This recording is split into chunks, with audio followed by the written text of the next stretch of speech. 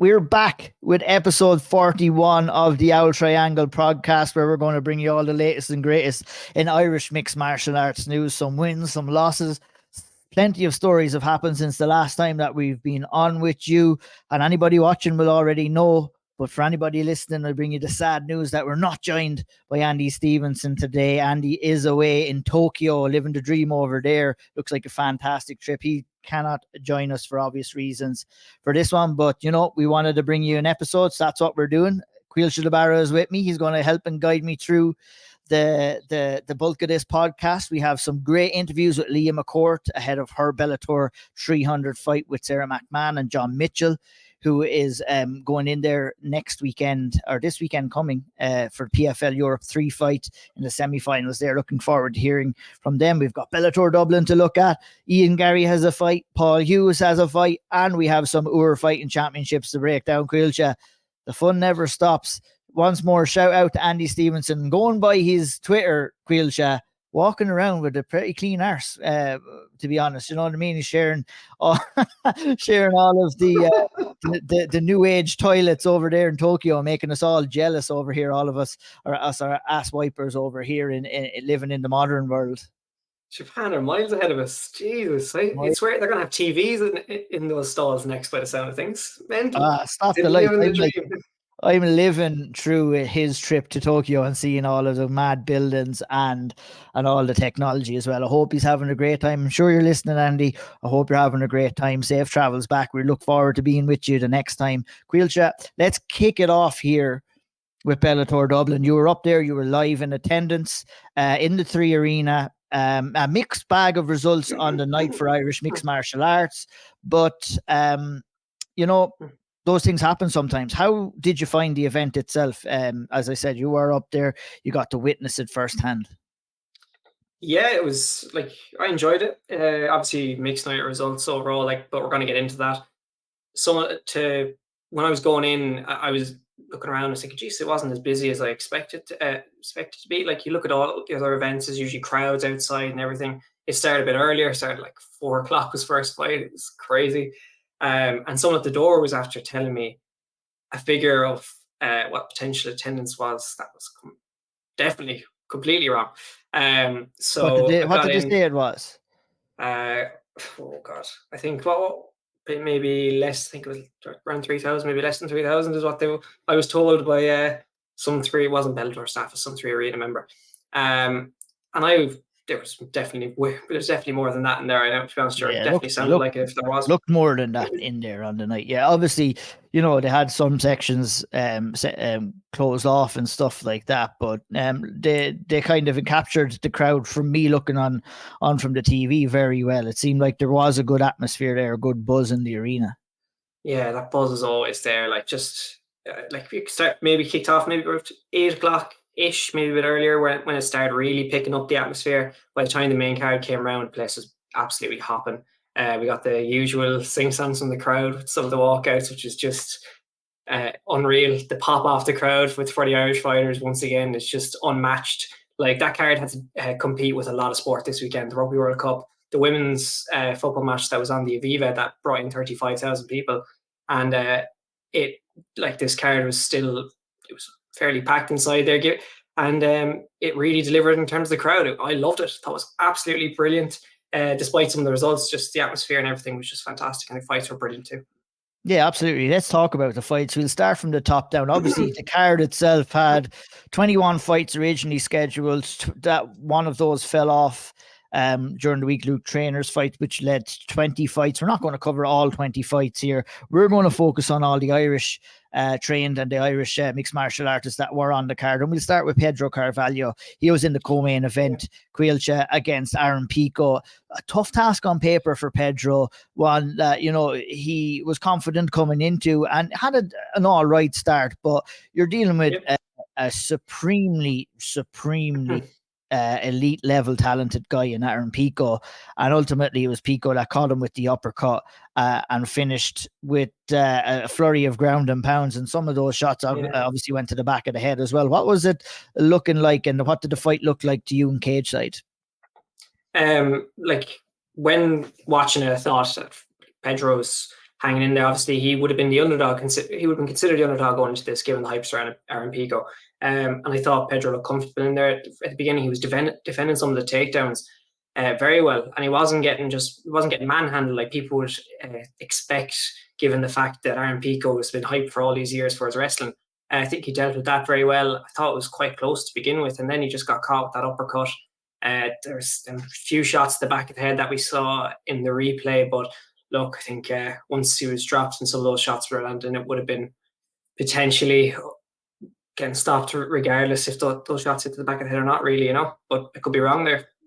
Yeah, no, I would feel the same myself. I mean, yeah, unfortunate for Pedro. Like, mixed it up a little bit with Pico, but we seen the well-roundedness of Pico's game, and we seen the power that he has in his hands as well. Just a little bit more crisper, a little bit more impactful than Pedro on the night. And, it was unfortunate for Pedro to go down like that. What would you look at Pedro right now? Has 2 wins in his last 6 or 7. But the losses have come against like elite level guys, Caoilte. At 28 years of age, Pedro to me has plenty of time here. Where I would kind of like to see him maybe take a step back from the elite of the division, maybe pick up another 1 or 2. Obviously, the future of Bellator and what's happening there is pretty much unknown at this stage, but let's continue and maybe talk about as if, he is going to be sticking around with Bellator for a while. Just maybe a little bit of a step away for Pedro, for me, I think would be beneficial to him in his career. I think his record doesn't kind of state how good of a fighter he is. Would you agree with that? Completely. Like, he's fighting the elite of the elite. It's you look at the names on there, like between Jeremy Kennedy, Aaron Pico. It's crazy. The people he's fought for the title. He's fought the who's who of Bellator. I think he's been up at that upper end of the division for so long now as well. Maybe it is time just to take a little step back. Maybe not. Maybe you could go lower in the rankings. Maybe some just outside the rankings, and and kind of find your feet again. Maybe find his feet. That might be a way about it. Yeah, I agree. I agree. That's the route I would like to see Pedro go down. I'm sure he'll be back, and we look forward to that as well. Moving on to Sinead Kavanagh's fight against Sarah Collins. I think with this fight, it just didn't seem that the Sinead Kavanagh that we've seen inside the Bellator cage was there for this fight. She struggled to get off her shots. She's kind of struggled a little bit to find her range. Yeah. It was just like everything was just barely missing. And look at Sarah Collins fought a very good and a patient fight against Sinead, which, you kind of have to do. Sinead was trying to counter Sarah. Sarah was trying to counter Sinead. And I think, Sarah kind of found her range a little bit better, was getting off some nice shots, and Sinead was landing a couple, but not enough really. And the judges kind of seen it that way to secure her to win. What did you feel about Sinead's performance in this one, Wilsha?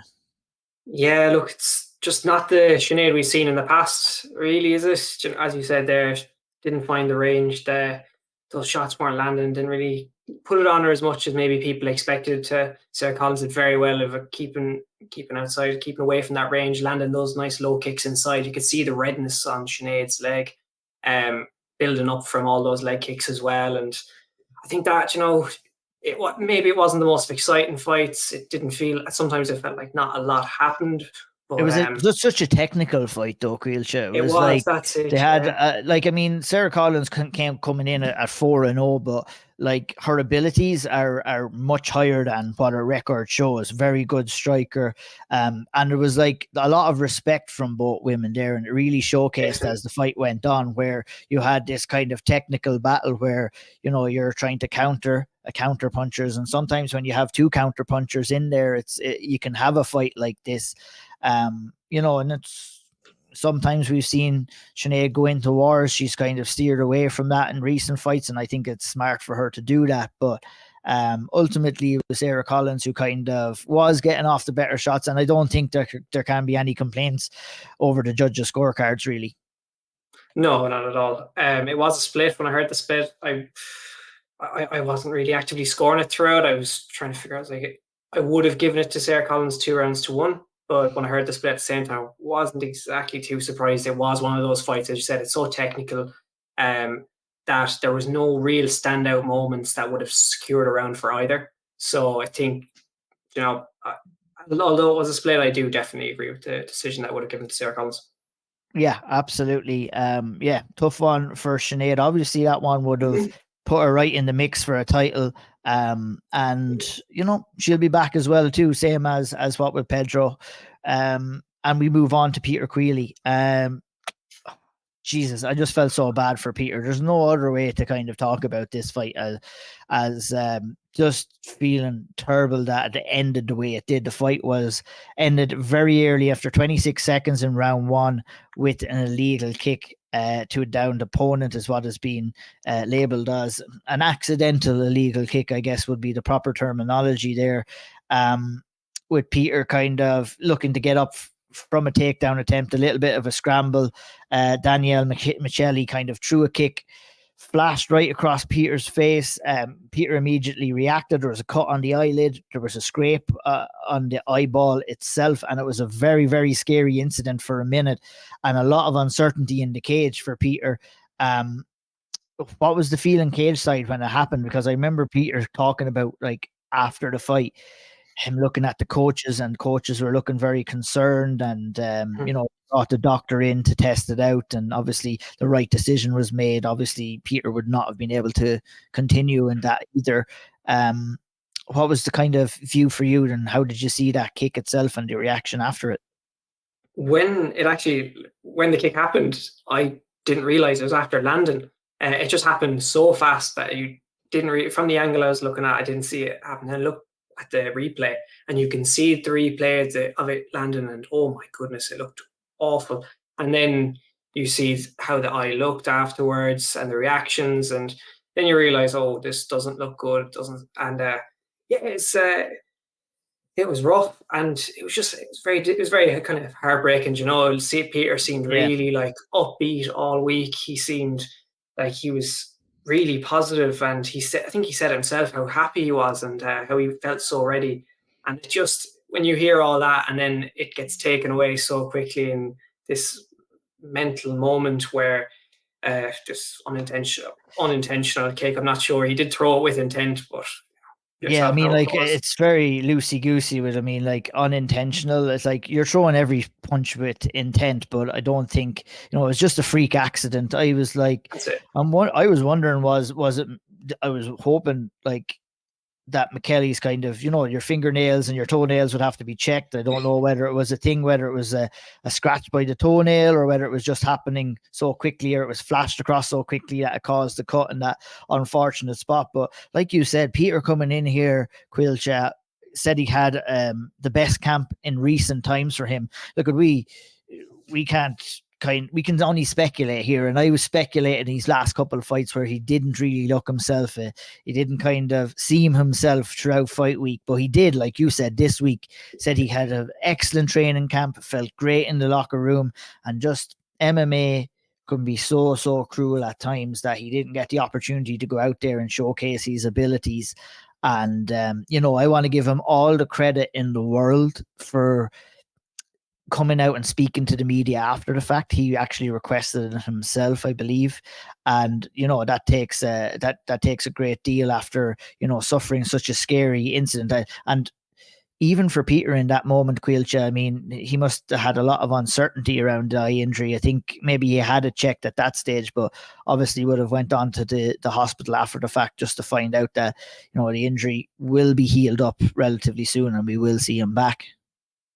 Yeah, like it's a really scary moment. You're the potential that you could, potentially lose sight in one eye is a horrifying factor, especially doing something that you love. And that, I guess, it kind of highlights the danger of the sport at times. Sometimes we get caught up in how good the fights are, the walkouts, and I guess the in this case, maybe some people thought it should have been a disqualification for contest. But at the end of the day, all that really matters is that he kind of left the cage able to see out of both of his eyes, because clearly that was really bad and there was a bit of worry there. But thankfully he's all right, and hopefully we can kind of see him back in there again, and the doctors give him a good kind of timeline as to when he can come back again and start training and see what's next. I guess sure he was in IÚR there yesterday. He was. Yeah, we'll talk about that a little. Yeah, we'll talk about that a little bit. Like the disappointment of it, obviously, for Peter will be, not being able to showcase his abilities and stuff like that. But I think the silver lining here is that it wasn't a serious injury, because we're having a different conversation here if Peter Creeley was lucky enough there that he had done serious damage or irreparable damage to his eye. So I think that's what the silver lining we will take out of that fight. But hopefully we'll get to see Peter back, and hopefully he comes back to full health and he gets to showcase his abilities in the next one. Talk to me about Charlie Ward versus Gregory Babin. That was a war for as long as it lasted. Fight was stopped via guillotine choke at 1 minute and 3 seconds into round one. They traded on the feet for a while. Charlie kind of got a little bit rocked with a left hook coming in on an exchange. Kind of a scramble happened a little bit after for Charlie, and he ended up in a guillotine choke by Babin. And this Babin guy is a serious experienced guy, a good fighter as well. And Charlie does as he always does, and went out on his sword, went out to stand and bang, got clipped, and ultimately got submitted. It was a disappointing night for Charlie. Would you believe I actually didn't get to see the fight? We were outside the back. I caught glimpses of it at the time. I was looking back while the interviews are happening, and I did. I saw the last kind of few seconds of it, and I haven't even got a chance to watch it back yet. But it's a tough one, but I'm sure he'll be back. He was against no slouch in there, and how'd you say his name? Babin. Babin. Babin. So he was in there with no slouch. We know how good Charlie is. But look, it's just how the sport goes. Sometimes you get caught and then get caught in a submission. It's just how it goes, isn't it? That sure is how it goes, and submissions were the talk of the town, as well as Kieran Clark came back from another couple of hurdles in this fight again, as he took on his Polish opponent. We're talking about names here. Watch me butcher this one. Przemysław Gorny in the 140-pound division. Yeah, I'm going to leave it at that. I'm going to call him Gorny from here on in. But look at Kieran Clark. I tweeted up Kieran Clark and toughness just go hand in hand. He doesn't like to do it the easy way. Obviously, he ate an up kick that dropped him, which was legal the first time, battled back from that, and then ate another one that was massively illegal and a huge shot. And he did so well to recover and keep a poker face on to come back, and not just come back after that illegal kick, to come back and within 2 minutes secure an arm triangle choke to get the win inside 3 minutes in round two. And I mean, if you were unsure about Kieran Clark's, and if you're unsure about his toughness ahead of this one, I mean, you might have some trouble with your eyesight. But this one further proved Caoilte that, Kieran Clark is as tough as they come, and a force to be reckoned with coming in at 135 pounds. Obviously, this one was a 140 catch weight, but really good showing again by Kieran Clark. Goes into free agency now at 8-0, and that's quite a good position to be in, isn't it? Best position possible heading into free agency. The bargaining power he has right now is just insane. The amount of promotions that could come tapping him up, and he could be like, well, I'm getting offered this here, that there, or he can pick an avenue that he wants to go down. It's just an incredible position, really, isn't it? Especially with his record, the fan base he has, it's sensational. And he's got finish, and he can finish fights too. We just saw it. He comes back from adversity, which he seems to do quite a lot. He does give us a bit of a scare at times, and then pulls off a win in typical Kieran Clark fashion. But I imagine he wants to get rid of that soon and start just dominating the fights and getting the finishes without having the little scare before. But look, that's the name of the game. That's it. Yeah, I mean, what would you think is next for Kieran Clark now? What would you like to see? Obviously, he spoke with us a couple of weeks back, respectful enough. He did say, he's only human, and if offers came from the UFC and stuff, it'd be tough to turn down. Kind of poured cold water a little bit on that talk before and after the fight, and he has every right to do that. But I guess we're in a position right now where we can talk about it. And, what would you like to see for Kieran Clark next? Yeah, I think we got a bit excited beforehand when we heard that, and we're like, oh, we have another one in the UFC. But look, I think there's a few factors. It's all down to him, what he wants. Maybe UFC would be very cool, especially if they will allow him to fight 135. See, there may be an issue there. The fact we've not actually seen him at 135 yet. We were meant to, but that didn't exactly happen.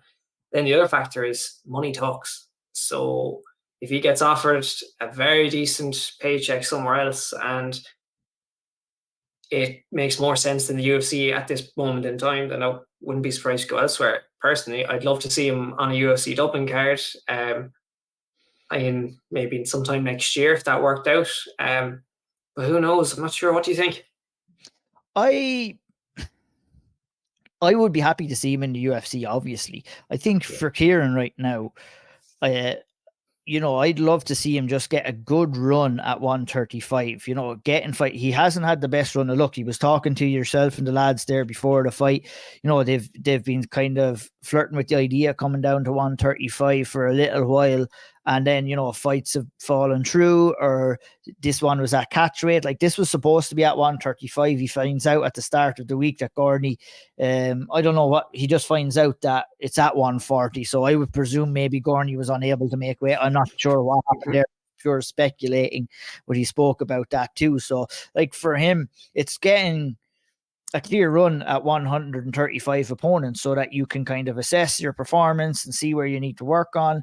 And, I think from what we've seen there, obviously look at a couple of hurdles he had to come through and he got rocked, but, showing the level. And I mean, that's not any surprise to anybody what he showed inside the cage on Saturday night. But for him, it's about development now at this stage. And, with the UFC, you can go in there, as we've seen in recent times, and things don't go your way and your back is against the wall, or you could go in there if you're matched correctly and you could pick up a run. Very excited. I mean, Kieran Clark is in a real good position right now, and the timing is perfect. We've talked about it before. Timing is essential in mixed martial arts, and the timing is all aligning for that Dublin show. Perhaps if the UFC are going to come next year, it'll be interesting to see. Maybe he'll sign on with Bellator, but wherever he goes, I'm sure he will make an impact one way or another, and it's a very good position, as you said, to be in. Let's move on to Luque Poklet. Very good win here for him. Training out of SBG, obviously climbed to 10-1, and he took out Roman Feraldo. And if you don't know Feraldo is as dangerous as they come. This guy has been putting guys to sleep, and Luque just went in there and submitted him with a Darce choke in the first round and made it look relatively easy. And I mean, Luque Poklet is a guy that we're going to have to keep talking about, and he's put on a couple of tremendous performances here, and looks to be a big player coming in the 170-pound division in Bellator, Caoilte. His grappling is just so good to watch. Ridiculous. Like, we've seen him over the last 4 fights. He chokes lads out, and he makes it look so easy, as you said there with that Darce choke. I remember even, 2 fights ago, he had that, oh God, Lucanor choke? The Lucanator, yeah. The Lucanator. Yeah. I never saw anything like it before. And then before that, he had the Anaconda. He's just so good to watch on the ground. He's exciting. He gets finishes. He's not just someone who will lie down on top of you and try and hold position for a long time. He's actively looking for a finish, and it's so good. I love watching him. And that was just another class performance, wasn't it? Brilliant performance. I was very, very impressed by that, and I'm very excited to see Luca's future. He could make a big jump next, couldn't he? Yeah, I think so. Like, I mean, you look at his last 2 performances there, getting 2 finishes, Oliver Enkamp and Roman Feraldo. So yeah, you're moving on up after 2 of those wins. That one, like he's what was it? Hasn't been defeated since his professional debut. That was his 10th win in a row. So, I mean, it's time to get him in there with some top of the heap challengers in Bellator, and I think he's going to do quite well. Very, very exciting prospect coming out of SBG, Caoilte. Moving on to another exciting prospect, and that's Dara Kelly, who moved to 5-0. and he put in a bit of a was a dominating performance at times, took a couple of shots as well, but never really looked in too much danger, Caoilte, as he picked up the TKO win via ground and pound over Yeli Zegers, who moved to 2-3. At 2-2 coming into this fight against Dara Kelly, I mean, we're talking about records not showcasing the level of ability you have as a fighter, and Zegers kind of came in here and showed that, and he caused a few problems for Dara Kelly on the feet, but once the fight hit the ground, it was all Dara Kelly, and he went on. He'll be delighted, I'm sure, to have went on and got that TKO win in round 3. What did you look and see from Dara's performance at cage side? Yeah, like it was one of those fights where it seemed at times that Zegers was, he could have gotten. He could have gotten Dara out of there maybe, or well, he was hurting him at times, maybe not gotten him out of there, but Dara he's tough as nails. That's the one thing I noticed from that fight. Grappling, once again, as always, was just whenever he gets a hold of someone, he's so dominant and he's so good. And you can see the power in his strikes from the ground and pound and everything. Like it was a very good test, I think, a very good step up in level. And I reckon he got to maybe feel power that he hasn't felt in a while, because that lad, he looked like he hit hard. So a very good step up. I thought a very good performance from Dara. To come through a bit of adversity at times, but look, that's just how it goes at times. And he really, really came through it, and he got the finish on top of it to kind of top it off. Good pop from the crowd as well as soon as he got the win, which is nice to see. So good support from him, and yeah, brilliant again. On to 5-0 now. Serious record. Yeah, world at his feet. He's absolutely huge for featherweight, Caoilte. I don't know. Did he look huge in the cage? How does he make that? Then he came out to the interviewer afterwards, and I was like, "How the hell did you make 145?" He's massive. Is he working with Tristan Kennedy? I'm not too sure, because I know a lot of the SBG ones do, but I probably is my guess. Yeah, Jesus Christ! Like he's like unbelievable size. I remember when I was looking at it back there on Saturday, I was like, my goodness, I don't know how he does it.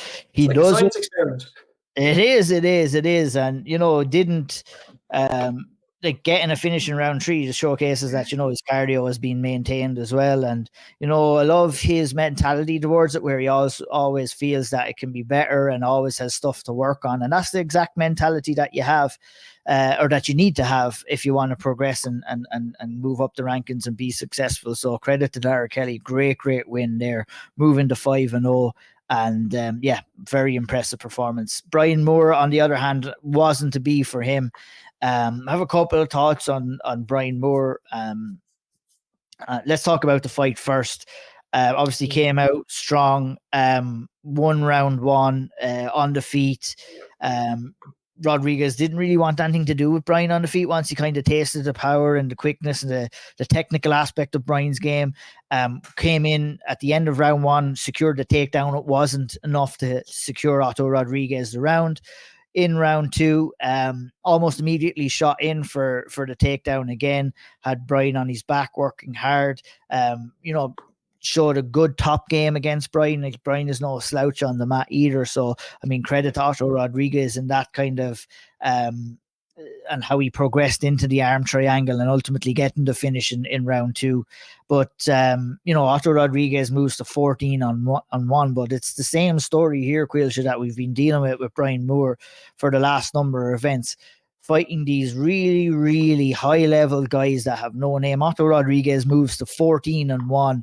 Had been out for quite some time, but still showcasing that he is his high level. And I mean, Brian is going to be the only one who probably won't be talking like this, but I just feel that Bellator could have got so much more out of Brian Moore, and I feel that he always gets a raw end of the deal when he's with his matchups or his placement on cards and stuff like that. How do you feel about all of that? It's a good point. Like, he's been around that promotion for years now. 2016 is when he made the debut in Bellator, and I feel like he's really marketable as well. And there's been so many times where you feel like there's been the perfect fight there for him. I always think the Higo fight. I just always think it would have been perfect there for the last 1 or 2, and I thought we were going to get it for this one, and we didn't. We get Otto Rodriguez, who's no slouch whatsoever. He showed how dangerous he was. I think he fought in LFA at one point, which probably really secured how legit he was. That looked like a good win for him. And then he went in against Brian, and if, as you said, as you broke it down perfectly, I feel, and just maybe a mistake from Brian, or just got caught at one point from Rodriguez, and that was the end. And that was the end, really. But look, it's a shame. It's a shame, but hopefully we get to see Brian with another good match against a good name next. I feel like he does deserve it, because he was doing well up until the point he lost, really, wasn't he? Absolutely, and that's the case with Brian. Look, he got caught in the submission in this time around, but Brian is never not in a fight. And I don't want to discredit Rodriguez. He obviously showcased his top game was excellent, and to get a submission over Brian is no joke either. But you talked about Brian's entry into Bellator and his debut. That debut came against Danni Wojcik way back in 2016. His fight 1-1 after that came and basically saved the card when he came in to take on AJ McKee at Bellator 187, if you remember that. And then it's just been a bunch of really strange matchups on the lead up to what we've seen on Saturday night. And I just wish Bellator would have handled it. Brian is a pioneer and a veteran, and has been around since the very, very, very early stages of Irish mixed martial arts. And, little small things about maybe giving him a main card slot, putting him up higher in the card, giving him a matchup that he wants. He called for that Higo fight almost 3 or 4 fights in a row. Why do you not give him that fight? Just fucking give him that fight. But perfect. Look, it was not to be, but as you said, he messaged after the fact, classy as always is Brian Moore, no excuses, back to the drawing board. I thought maybe with some of the wording that maybe it might have been it, but his first social media post came back out and said he will be back. He's back home with his family now, and he's doing good. So we're glad to hear it, and we look forward to seeing Brian Moore out there the next time. And fingers crossed we get a good fight in a good spot for him, because he definitely deserves it on the Bellator cards if Bellator is to come back next year. Last but not least, Caoilte, we'll talk about 2 more. Asiel is huge, and Kenny Mucahana. Let's talk about Asiel first. Ooh, this guy is very exciting to look at on the feet. I mean, just the technical ability of him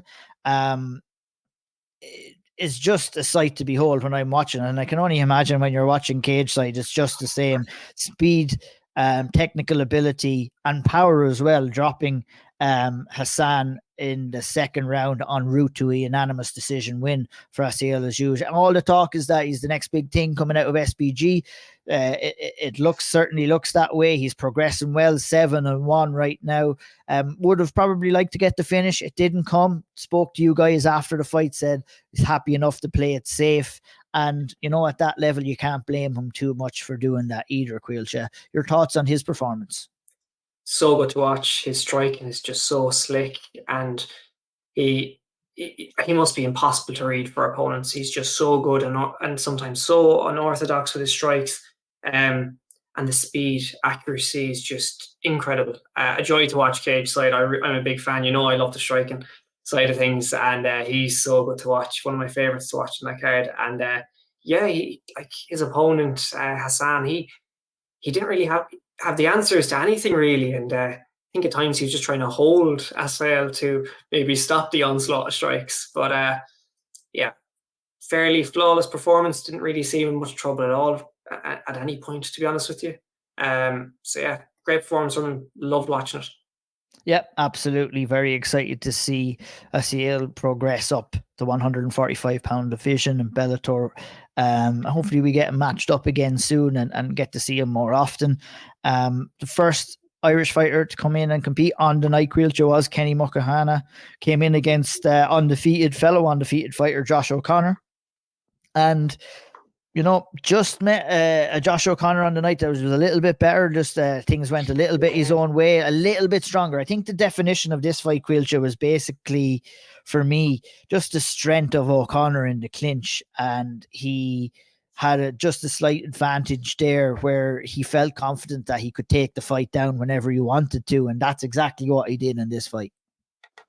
You summed it up perfectly. It was that difference in strength at times. And it was unfortunate. We've seen Kenny at his best and how good he looks when he's at his best, and he just came up against a really good O'Connor on the night, and it wasn't meant to be. Great, it's a learning experience.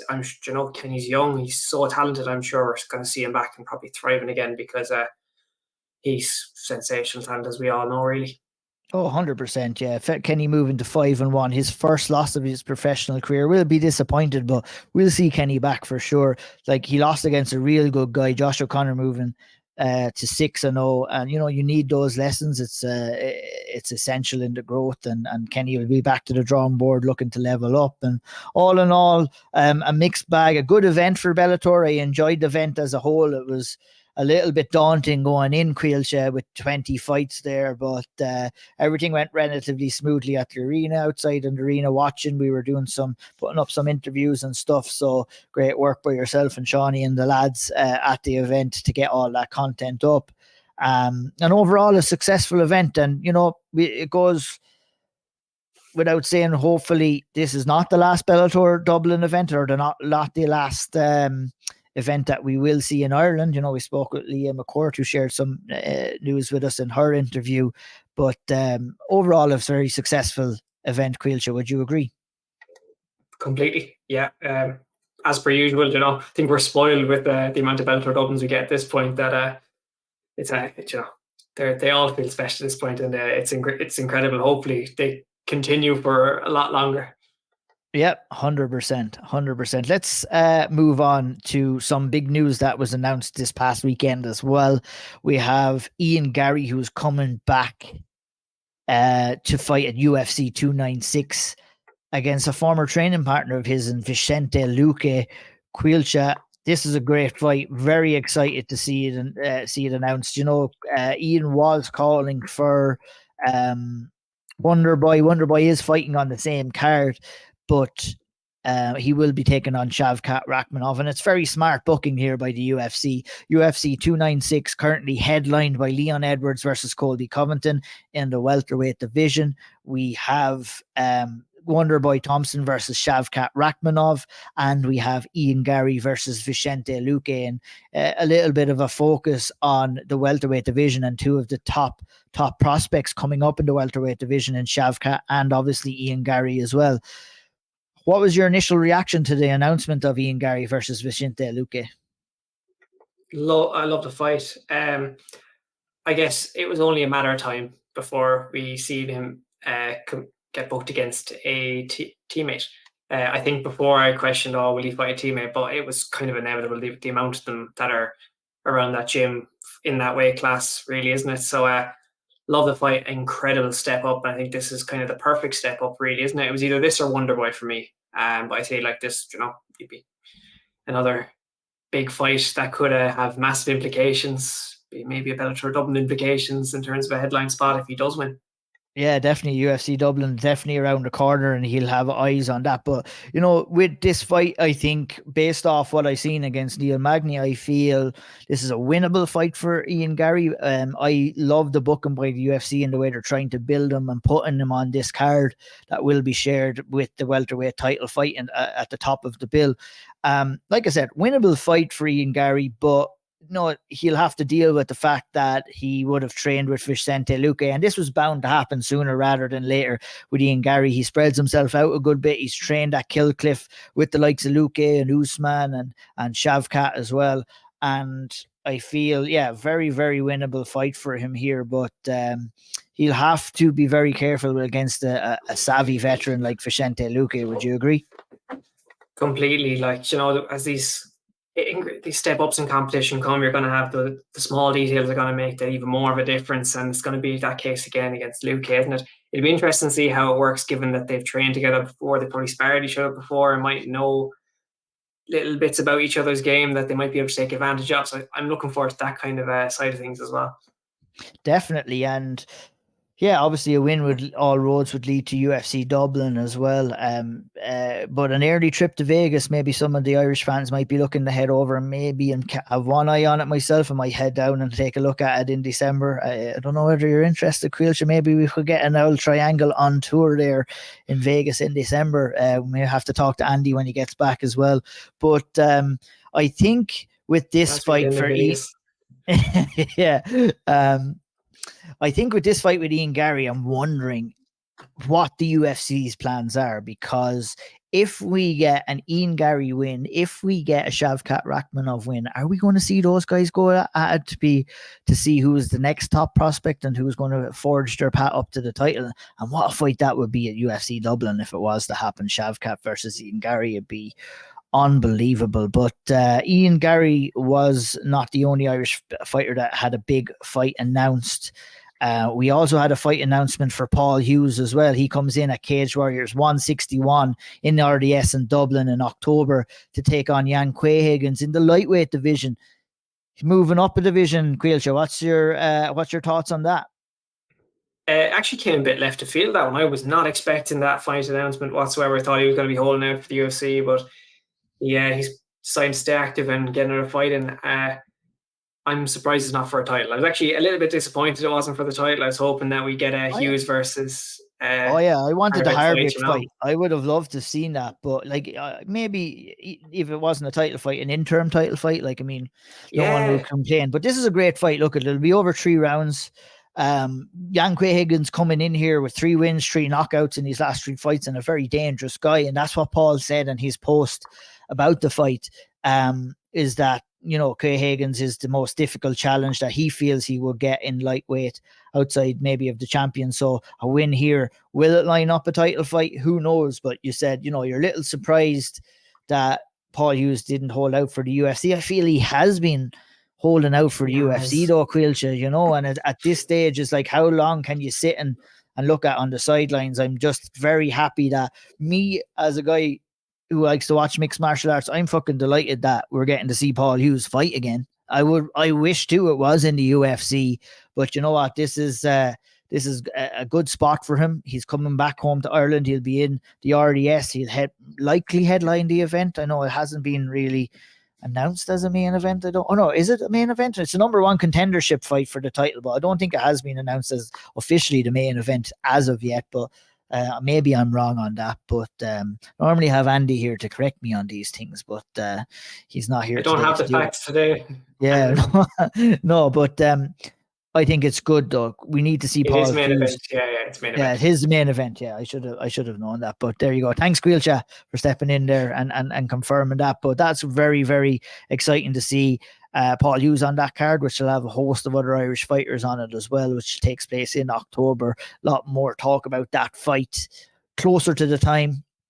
But let's move on to another kind of big fight coming up, and that's Leah McCourt, who will step in at Bellator 300 to take on former UFC and women's mixed martial arts veteran Sara McMann in what will be another title eliminator too. Leah shared some very good information with us about, you know, the possibilities of Bellator maybe coming back and bringing a show to Belfast if she was to go out there and get the win.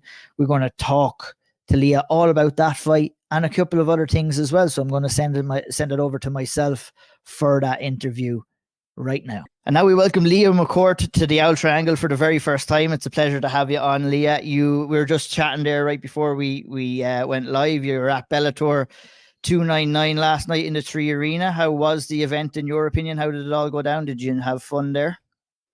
Yeah, there was some good fights. It's always good, isn't it? Like the Tree Arena in Dublin, getting such high level MMA so close to home. It's like we are spoiled to think sometimes it comes twice a year. So I think we're just used to having all the big fights here, but it is always a great night. Good energy in the arena.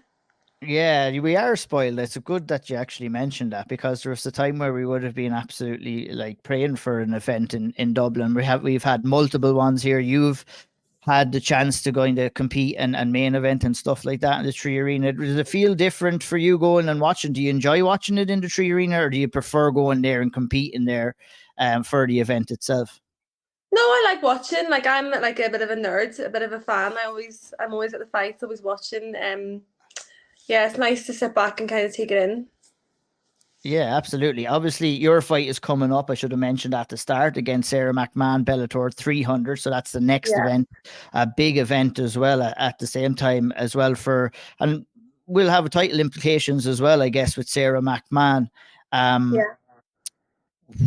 How would you have preferred maybe to have that fight in Dublin, or are you happy to have it away from Dublin? I guess we've talked to like Kieran Clark and stuff who said they enjoy fighting in the Tree Arena, but also getting the opportunity to travel stateside like yourself is really good to be able to experience too. Yeah, I do love getting taxed in America. I don't like that, but apart from that, no, I do love, like, it's what an opportunity getting to go to San Diego with the team, and we always have amazing memories and experiences, you know, going over and just with the, you know, my coaches and my teammates, and getting out of like the norm obviously over here, and getting to travel and getting all these big events and meeting like all of your friends from around the world in these different arenas. Like, it is a very special time, I think, in my life, and I definitely am very grateful for wherever I get to fight. Yeah, you're definitely like pound for pound number one Irish fighter for traveling. Anyway, it's like every time I check your Instagram, you're in a different place and stuff like that. Where are you located right now? You said you were catching a flight before you were coming on with us. Yes, so I was, and then the flight got cancelled, so I'm still in Belfast. No. So I'm meant to be, I drove up from Dublin. I was meant to fly Belfast to Liverpool, do my last 3 days training. I'm flying to San Diego on Thursday. So now I've had to change my flight to tomorrow morning. I'll train Monday, Tuesday, Wednesday, fly home Wednesday night from Liverpool to Belfast, say bye to everybody, and then Thursday morning going to Dublin Airport to get to San Diego. Yeah. The air traffic is like terrible at the moment going to the UK. So it's were you just caught up in one of those situations all over again, or is this kind of a common thing given the amount of traffic? Yeah, it is common. Like, yeah, it is. But also the weather's really bad here. Like the electricity was out earlier, so I don't know if that's got something to do with it. Leah, before your fight, obviously you were in Dublin, and I saw that you were doing the seminars in Dublin with self-defense seminars with Hoist Gracie and slips my head who else was there, but what was that like? Can you give us a run through of the seminars and how good those few days were in doing them? I know, nobody really got behind it. I didn't see much like promo about it. I think it was like to have such a legend like Hoist come to Dublin, and like, you know, Sinead and Denise and myself, like it was a good opportunity for women to come and, you know, try some MMA, because I think the majority of women that do or train in martial arts don't fight or compete. They do it for self-defense. So you know, it was a good opportunity for so many people that have never done it before to come and try it, and it was great. Obviously, I had to fly over in the middle of camp, which wasn't ideal, but it was a great couple of days. I've been friends with Hoist for years, and you know, he's always got amazing knowledge, and he's very, like, his kind of philosophy is very much about self-defense. So that's how I started. My dad had 3 daughters, and he wanted us to know how to defend ourselves. So it's like, yeah, it was good to kind of share that and get people interested in it. Was the attendance? Did you get good feedback at the event from anyone who was in attendance? I heard there was quite a good attendance at the actual seminar itself. Did you get good feedback from anyone who was there? Yeah, there was like 6 seminars, and I think I always say it's better to have some knowledge of self-defense rather than none at all, because obviously I've gone up doing judo, always done martial arts, and I am quite like confident or like self-assured. But when I used to teach the ladies self-defense in Belfast, like some of the girls would have said like they don't like being at home on their own, or they don't like, you know, certain situations, or even walking into a gym, and to have that kind of fear or anxiety, I think it's quite a big thing for a lot of women. And I think, you know, even with the statistics, I do a lot of work with Women's Aid in Northern Ireland, and would support the, you know, whatever they have going on or whatever campaigns they have going on. And like, I think like Northern Ireland's got one of the highest rates for domestic abuse in Europe, and I think that's a big statistic that I know people read these things and it kind of just goes over their head, but like when you actually think of it, that is scary. And I think, you know, getting women to feel that little bit more confident in themselves, like it's it's only a good thing. It absolutely is. And it, like, was that something that Bellator came to you with, or was it an idea that you had that you spoke with Bellator to try and make it happen, or how did that come about? And is there any plans to make something like that happen on a more regular basis? No, Bellator. How did that come about? No, Mike just texted me and said, "Would I do it?" And I said, "Yeah, of course," because I love doing that. I did try and get ones organised for Belfast, but I think the logistics just we couldn't work it. But it would be obviously be good to keep doing that kind of thing. Yeah, I know. Yeah, a lot of the women wanted to know where could they keep doing it or where could they continue doing it because they don't feel comfortable walking into the likes of an MMA gym. So it's definitely something I want to look into going forward, like further down my career, I think. Yeah, like I'm looking at like the current state of women's mixed martial arts in the country as well, and it's in a very good state right now, in my opinion. It's probably the best that it's ever been, and I think in general in mixed martial arts, women's mixed martial arts is in the best position it's ever been, and constantly growing too. Do you feel like by having more events like that, it doesn't even have to be put on by Bellator, maybe other gyms, other things like that, if they were willing to kind of put on seminars and kind of make it more of a comfortable atmosphere for anybody or any women that are looking to kind of come in, see what it's about, and then potentially go on to possibly compete in mixed martial arts? Yeah, absolutely. I think there's a big gap in the market for a focus in that area, for just and for a gap for experienced coaches that know what they're doing to teach women. I think Jacqueline takes a good class in SBG in Dublin on a Saturday, she said, but it's kind of died off because I know that other women were going to join that. But yeah, I think, people being aware of, women wanting to learn martial arts, but they're not comfortable in or they're not confident walking into like a typical martial arts gym, which I think that's the biggest. It's a scary thing to have to do. Like even for a man to go in, like it's a very kind of yeah, but yeah, it's creating those kind of avenues I think will definitely benefit and kind of get that confidence and build it up. It'd be great if we could see more of that as well. Obviously, is that something that you would, obviously you're trying to balance your career now with everything else right now. Is that something that you would feel strong enough about to try and make it happen on a more regular basis, maybe once your career is finished? Not that it's going to be finishing anytime soon, but something you'd like to integrate into your life? Yeah, obviously, like I could be doing a million other things at the minute, but my focus has to be fighting and winning and training. So, and I've got a million things on my plate. That's why I haven't done any, gyms, or I'm not teaching. I'm just trying to put all my energy into being the best me and getting the most out of the short, kind of time I am fighting. So, yeah, there's a lot of things I want to do after obviously I finish fighting, and that's definitely one of them. One thing I saw from a video that you posted from the seminar was Royce Gracie saying that he sees the title in your future. And hearing something like that from such a legend of the sport, what's that like? What's that even mean when you hear him say those words? Yeah, it's definitely a nice thing to hear from someone, like Royce. I think I was saying, like, I always definitely, I'm probably my own biggest critic and like suffer from a lot of self-doubt, and then anybody that I train with always, like, their belief in me and what I can do is always like, I have to keep reminding myself of that, because I always say I don't feel like I've shown really my true capabilities in the cage yet, and I think it's like coming to that point where things are starting to click and come together. So yeah, I always have this, like, even though I have nerves and like I doubt myself, it's like I've always got this like thing inside me that I do actually believe I'm going to be a world champion. I believe that's why I'm doing this and why I'm continuing to, like, dedicate everything to trying to be the best me, because that's my destiny. Self-doubt and kind of I would label it imposter syndrome sometimes, that I would kind of suffer from. I was saying this to, I don't know, Molly or someone earlier. I always think, like, coming up to fight a fight, I can't remember how to fight. How am I going to do when I get in there? Like, I can't. And then, like, you're crazy. You've had like 20 fights, I think, and you're black belt in like judo, and you know what you're doing. It's like, yeah, but I don't. Like, what are you? And it's like you have the biggest imposter syndrome ever. And you have to keep reminding yourself, no, I've done this so many times. And like, People can suffer the normal day-to-day life, but to go through that when you're going to go in there and get into a fist fight as well is kind of a little bit daunting too, I'd imagine. Yeah, totally. It's like, it definitely, I think it must happen to everyone. It's coming like fight week or fight night. You're like, what am I doing here? Why am I doing this?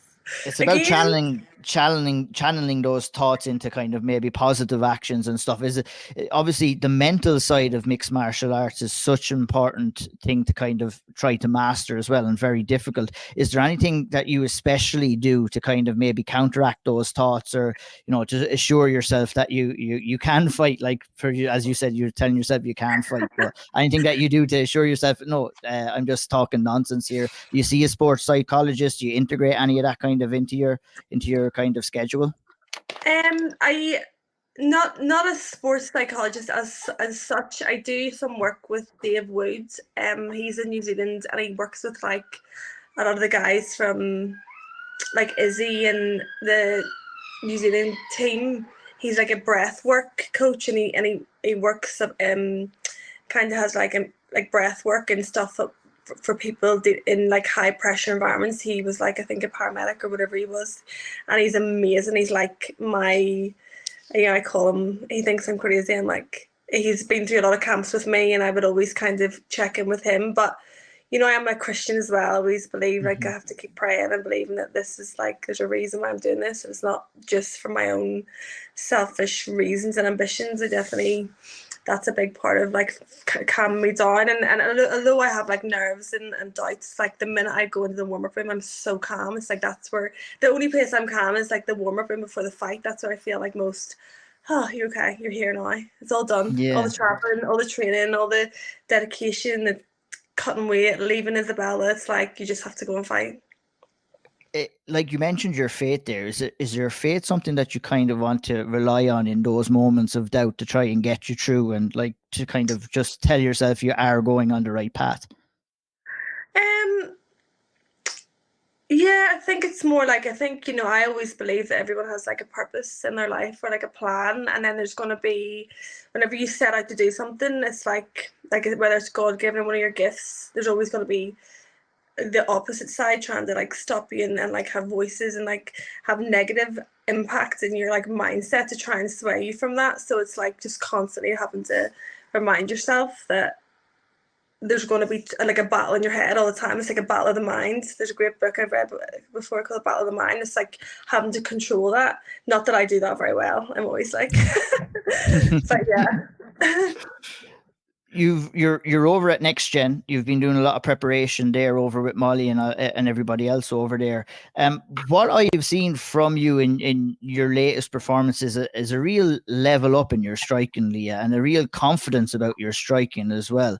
Obviously you've been working hard on that side of your game, coming in with your judo black belt and obviously Brazilian jiu-jitsu skill set as well.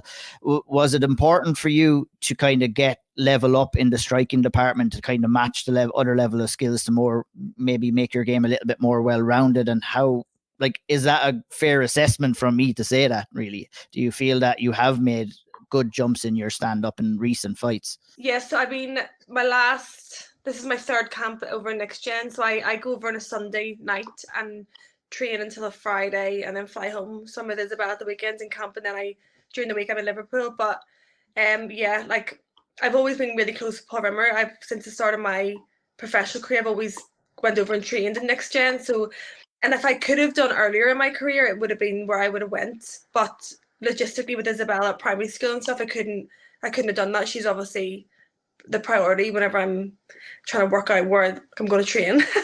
But now she's exactly. It's a bit easier to do what I'm doing. So yeah, like Paul and Alice have just been unbelievable, and getting to train with like such a great team every day, day in, day out. All the guys there, they're all getting ready for Cage Warriors this Friday, and there's always such a good energy, and makes such a difference going in every day, because it's hard enough as it is, like what we're doing, and then to be in a good place and have good people around you, it's definitely what I've always needed, that kind of environment, and like that real one-on-one help from Paul and Alice. And yeah, we worked a lot on not even so much my striking, because I knew what I could do, but whenever I went in the cage, I could never like just like let it go or like relax and just like sit down and throw shots. I think when I look back at my career, a lot of my amateur fights were like first round finishes, so I didn't have a lot of cage time, didn't have a lot of experience in the cage, and then I went pro and it was like your main event 3 fights in, do you know what I mean? It's like it was just like always the next big massive thing that was happening. I never had time to just develop like as a fighter. It was always like being, on the next co-main event, it was always quite pressurized, where I've been able to like really kind of relax and work on different areas and have a different kind of look in that aspect, which has been great, and getting great sparring and great like amazing training partners. So I'm definitely very lucky with that. One thing with Next Gen, I know that Paul Reed does he does amazing work with a lot of fighters around the UK in terms of the strength and nutrition side as well. Is like how good has he been, I guess, in terms of the strength and conditioning side of things, as well as just the coaching? Yeah, Paul Reed, he's amazing. I did the other camps. I worked with Johnny Reynolds, Johnny Velocity, but because of my training times, this camp I worked with Paul Reed. He's on my nutrition. He's amazing. Like he's fantastic and so knowledgeable, and we do our team SSC together. It's always good crack and with all the boys. So it's always been a great camp. I think was it maybe during this camp as well. I think I saw that you amongst nearly every fighter's going over at the moment over to Thailand and training out of Bangkok for a while as well. My dad lives there, so I've been over before. He's friends with all the coaches, and he's like lives just like beside Bangkok. So it's hard for I would get over more. Only Isabella's at school, like her school term. I'm not allowed to take her out. I always take her out to go on holidays and get in trouble. So I can only take her out during the summer. And normally in summer I'm in camp, so it's hard for me to get out there. But yeah, I was overseeing him and obviously doing a bit of training with like Brad, Riddell, and George and Frank Hickman. Yeah, it's always great to get out there. The parent-teacher meetings must be fun if you ever take her out of school to go over traveling for a while. I know. Well, she gets straight A's, so I think I'm okay. I get off with it. That's good. Yeah, that's a good kind of way to put it. Is once the grades are doing good. Obviously, exactly. I just want to talk about your last fight with Kat Zingano, Leah. Very, very close fight. How do you feel about that at this stage, heading into Sara McMann fight? I don't know. I think I still have like a bit of a chip on my shoulder. I think that a lot of people obviously felt I won. I felt like I won. When I watch it back, I felt like I won. When any shows I go to, all the refs, the judges come up, you won that fight. And it's like, well, I didn't, but thanks. Yeah, well, it obviously like happened for a reason. I've been told exciting news if obviously I get the job done with Sara, where the title fight will be. So it's definitely happened for a reason, and yeah, it was a good fight, and I feel like I got some confidence from that. Just going those 3 rounds. You're such an experienced fighter, incredibly dangerous as well. But yeah, it was definitely a better pill to swallow coming off that. From going to America and putting on a good performance. Obviously, there was a lot in the fight that I feel like are finishing positions I didn't capitalize on. But it's easier saying that whenever you're sitting in your bedroom and not in a cage fighting in front of thousands of people, isn't it? Yeah, 100%. Going in and fighting somebody like Kat Zingano, obviously a pioneer of women's mixed martial arts, and probably someone that you would have maybe looked up towards or looked at a couple of her fights on when she was coming up and you were coming up as well. Do you think the experience getting in there with like a veteran, the old classic saying is when your idols become your rivals per se, with Kat Zingano fight, you kind of have a similar matchup here with Sara McMann, obviously another pioneer of women's mixed martial arts. Do you think, the mindset will be a little bit different? Is there anything that you'll take away from that Kat Zingano fight that you will bring in here to Sara McMann? Yeah, I think it's great to have had that experience, obviously, against someone like Kat, who's been there, done that, fought the best. Sarah's done the same, and she's such a specialized. Her wrestling is such a strong point for her. Whereas I felt like that was for Kat. I felt like I didn't get taken down in that fight, and I feel like I just have to believe in myself a bit more just to go and have confidence and implement my game plan rather than worrying about anybody else's. But yeah, it's another great fight. These are the type of fights I want. They don't, it's like these big names have been there and done that. That's like, it's what really motivates me and gets me excited. So you're saying with a win here, against Sara McMann, Bellator have promised you the next title shot, and you've kind of mentioned that on Instagram as well. Have you got confirmation from Bellator this is a #1 contendership fight? Yeah. And you're very excited about where the potential title fight could happen. And if I was to guess, would it be happening in a certain arena that you were in last night? No. An even better arena. An even better arena. That maybe close to where you're sitting right now, perhaps up in Belfast, perhaps. Oh, that would be quite the scene. My goodness, yeah. So that must get you excited. Yeah, I just try not to think about it because it's like, I've got obviously a massive test on my hands, but it's definitely motivating. And yeah, like growing up, obviously in Belfast, I used to go to watch the boxing with my granddad, I'm friends with Carl Frampton, go and see him fight, and see Mick Conlan, even Tyson Fury, always have these big fights like of male fighters here, and to be like a female to bring such like a girl from Belfast bringing such a a big night, big kind of show home here would be like definitely a dream come true. Absolutely. Obviously, like you said, Sara McMann does stand in the way of that. How do you see your fight with her going, and how would you like it to play out? I see her, definitely trying to wrestle. I think when she gets hit, she shoots straight away. I think that's what's going to happen. But I put in so much hard work, so much working every day on like fighting that kind of fight. My last camp was the same kind of style of fighter, fighting someone that's gonna try and wrestle, which is obviously a completely different fight to like the Cyborg. It's like stylistically it's good to have had that camp coming into this just to really work on I've always had good takedown defense from my judo background, but definitely in next gen the guys have been amazing, all my training partners, and just really hard gritty rounds of just like getting back up, not worrying about the takedown. If you're getting taken down, get back up. It's not just having that mindset of like it's definitely comes down to your mindset of you're going to be the one to get up first, because if you do settle in a bad position or you want to break for a minute and stay there, it could cost you a round or cost you the fight. So I feel confident going into it. I feel like I could definitely finish her on the feet or when it hits the ground. So that's what I'm going to be looking for. I always try and finish, always try and look for a finish. And sometimes that does cost me positions or rounds, but that's just the way I fight. I can't really fight any other way. Yeah. One last question from me.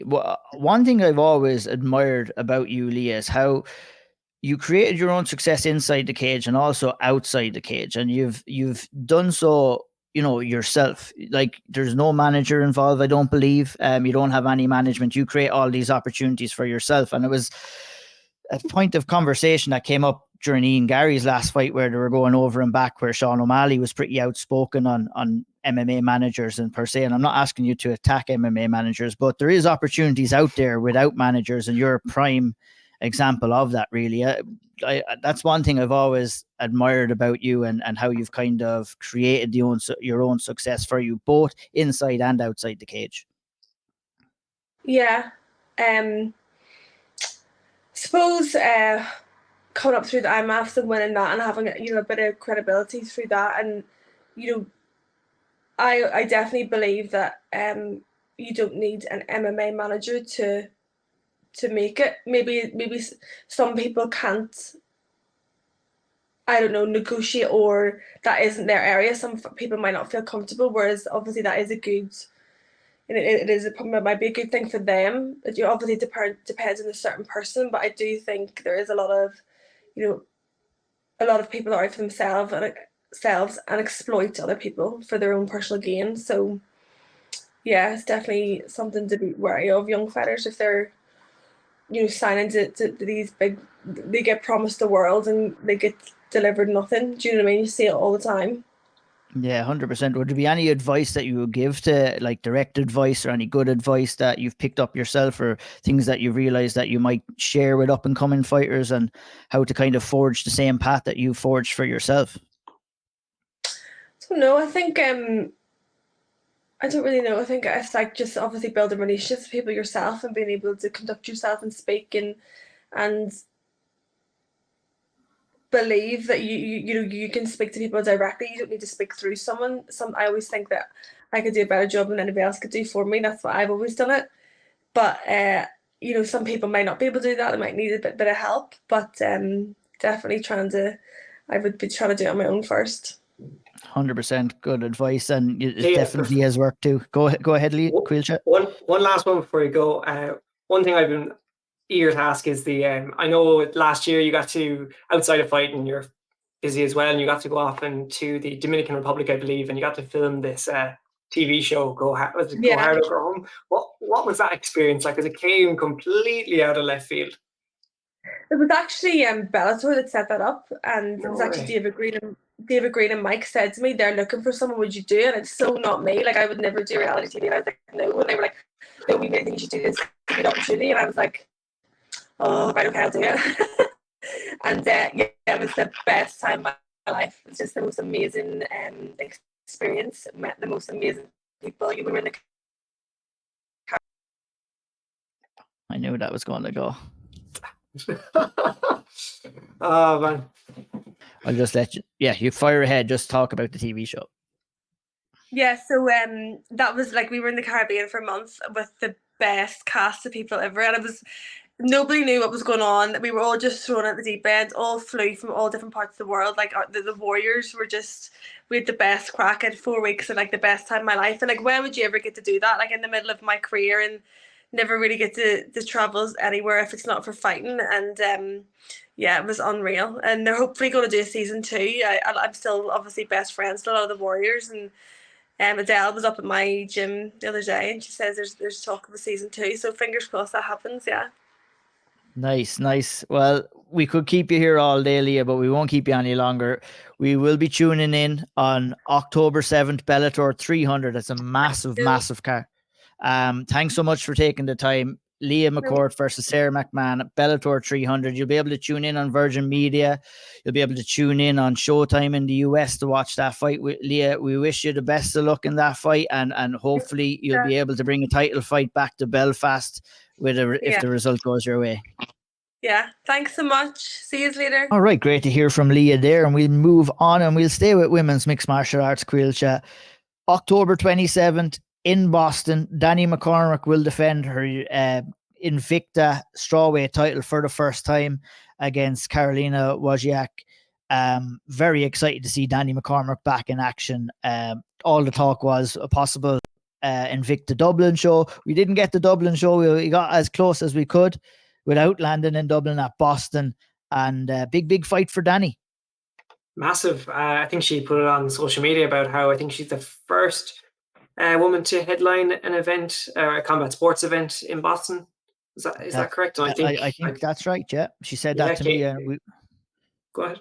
We had spoken. I had an interview with her last week on SevereMMA YouTube, and she mentioned that she was very looking forward to being the first Irish woman to headline an event in Boston. So it's a big occasion for her, coming in against a former opponent too, and Karolina, who beat Danni before, but that was way back in the amateur days, and she has the chance to kind of redeem that loss as well as defending her title on October 27th. It's always great to see Danni back in action, and I'm sure this fight will be good. How do you see it going down? Oh, it's going to be a tough one. I love how it's come full circle from the amateur ranks all the way through to the pro ranks, and now this could be the fight that decides who goes to the UFC next and who doesn't.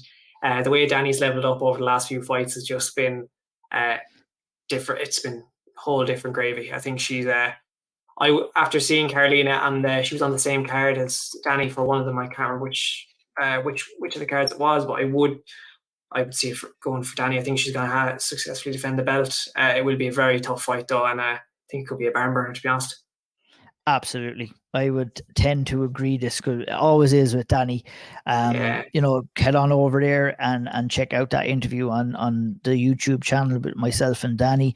On the card as well, Dee Begley is competing there. So Danny will have a little bit of backup with Dee Begley fighting on that card. That's Invicta Championships 44, Invicta FC 44.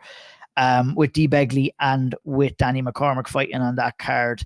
A couple of other tidbits before we talk about PFL Europe, Caoilte.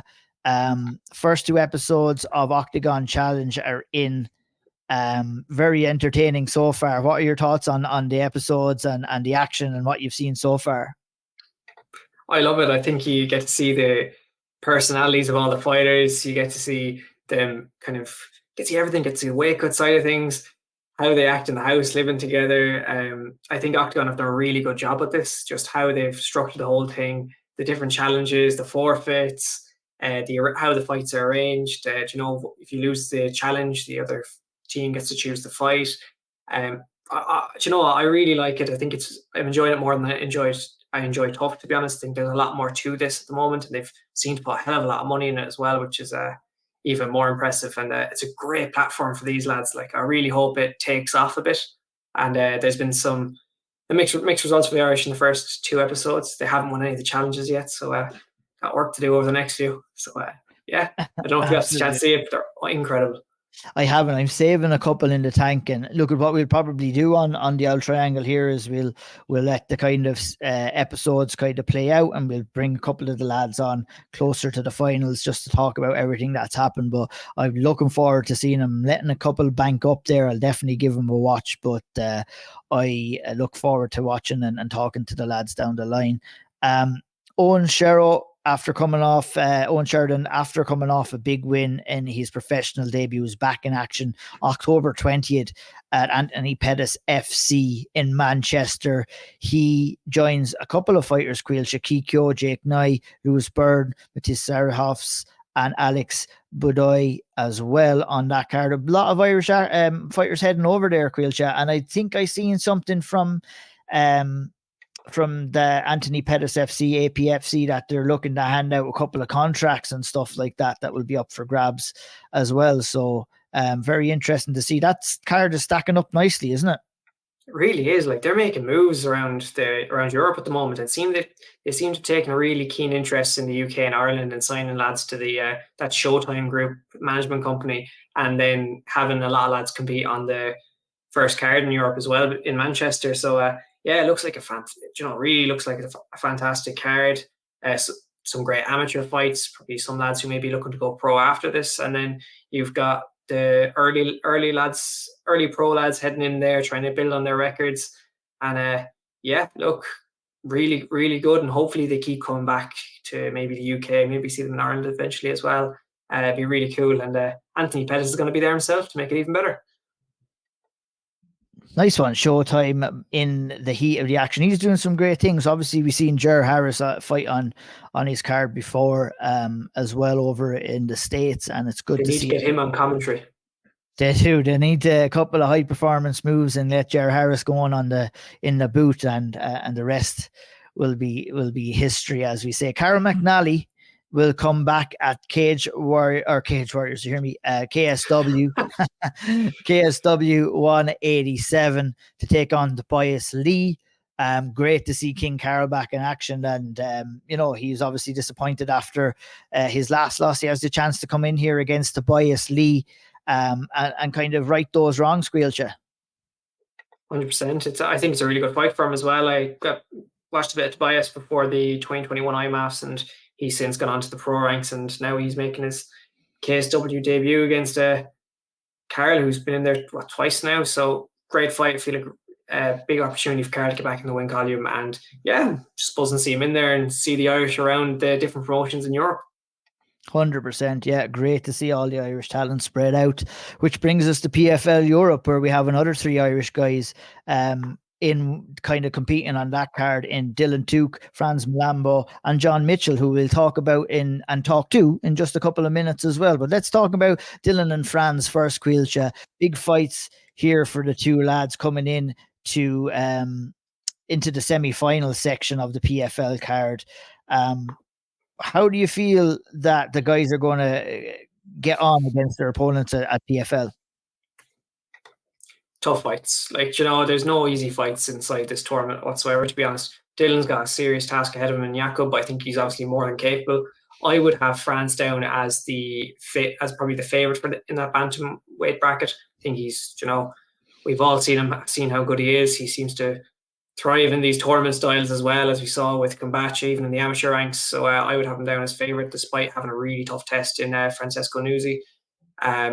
The Irish tend to do well against the Italians, as we've seen in a few recent fights in Cage Warriors and a few other promotions. But and then you've John Mitchell, who we obviously speak to, and he gives a kind of a rundown of what we can kind of expect. But I really feel like we can get a hat-trick of wins here at PFL. What do you think? Yeah, 3 fights coming back to back on the card. Very smart booking there. With Franz Malambo coming in here against Francesco Nuzzi, 135-pound division. Semi-finals, I think with Franz, I'm excited to kind of come in and see what he looks like again. Having the opportunity to fight in quick succession, I had the chance to speak with Franz ahead of the fight, and he's coming in there in high confidence. He looks at Nuzzi as a fellow striker and just doesn't believe that he is a better striker. Nuzzi is a better striker than himself. That's what Franz was telling me on that interview. You can check that out on the YouTube channel as well. And I think with Franz's last fight, there was a bit of ring rust there. He fought well, but not to the levels that he's capable of. And I guess it's just excitement for me just to see if he can come in there and put on a striking war or a striking clinic. I wouldn't say he'd be interested too much in a war against Nuzzi, and be interesting to see how he does there. But I expect Franz to get the win here, as with Dylan Tuke, he comes in against Jakub Kazuba. Spoke with Dylan as well. Caoilte, super confident coming in here as well. Both these guys got to see their opponents close up in action.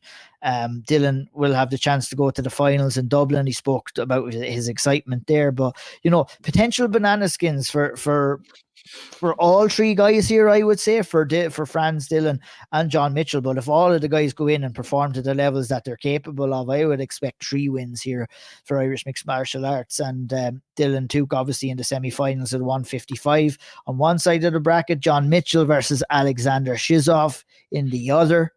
And I mean, we could talk here ourselves about John Mitchell's fight, but let's head over and talk to the man himself ahead of that fight. Will Alexander Shizov at Bellator, or what's wrong with me, at PFL 3. There's too many events going on, Caoilte. I don't know what's going on. I'm going to hand it over to myself now for John Mitchell interview. And now we have the pleasure of welcoming John Mitchell to the Auld Triangle podcast, right ahead of his PFL Europe semi-final fight with Alexander Shizov this coming weekend. Big fight at PFL over in Paris, France. John joins us right now from Abu Dhabi. You were telling us, John, you're heading right over there on Tuesday to France. Yeah, I'm in Dubai at the moment, and Dubai. Tuesday then Dubai, better again, and then Tuesday. Yes, I'm going to put a Google tag on you to keep tracking where you're going. Well, main thing is I'll be in Paris on September 30th, so I'm leaving Tuesday. Perfect. How are things?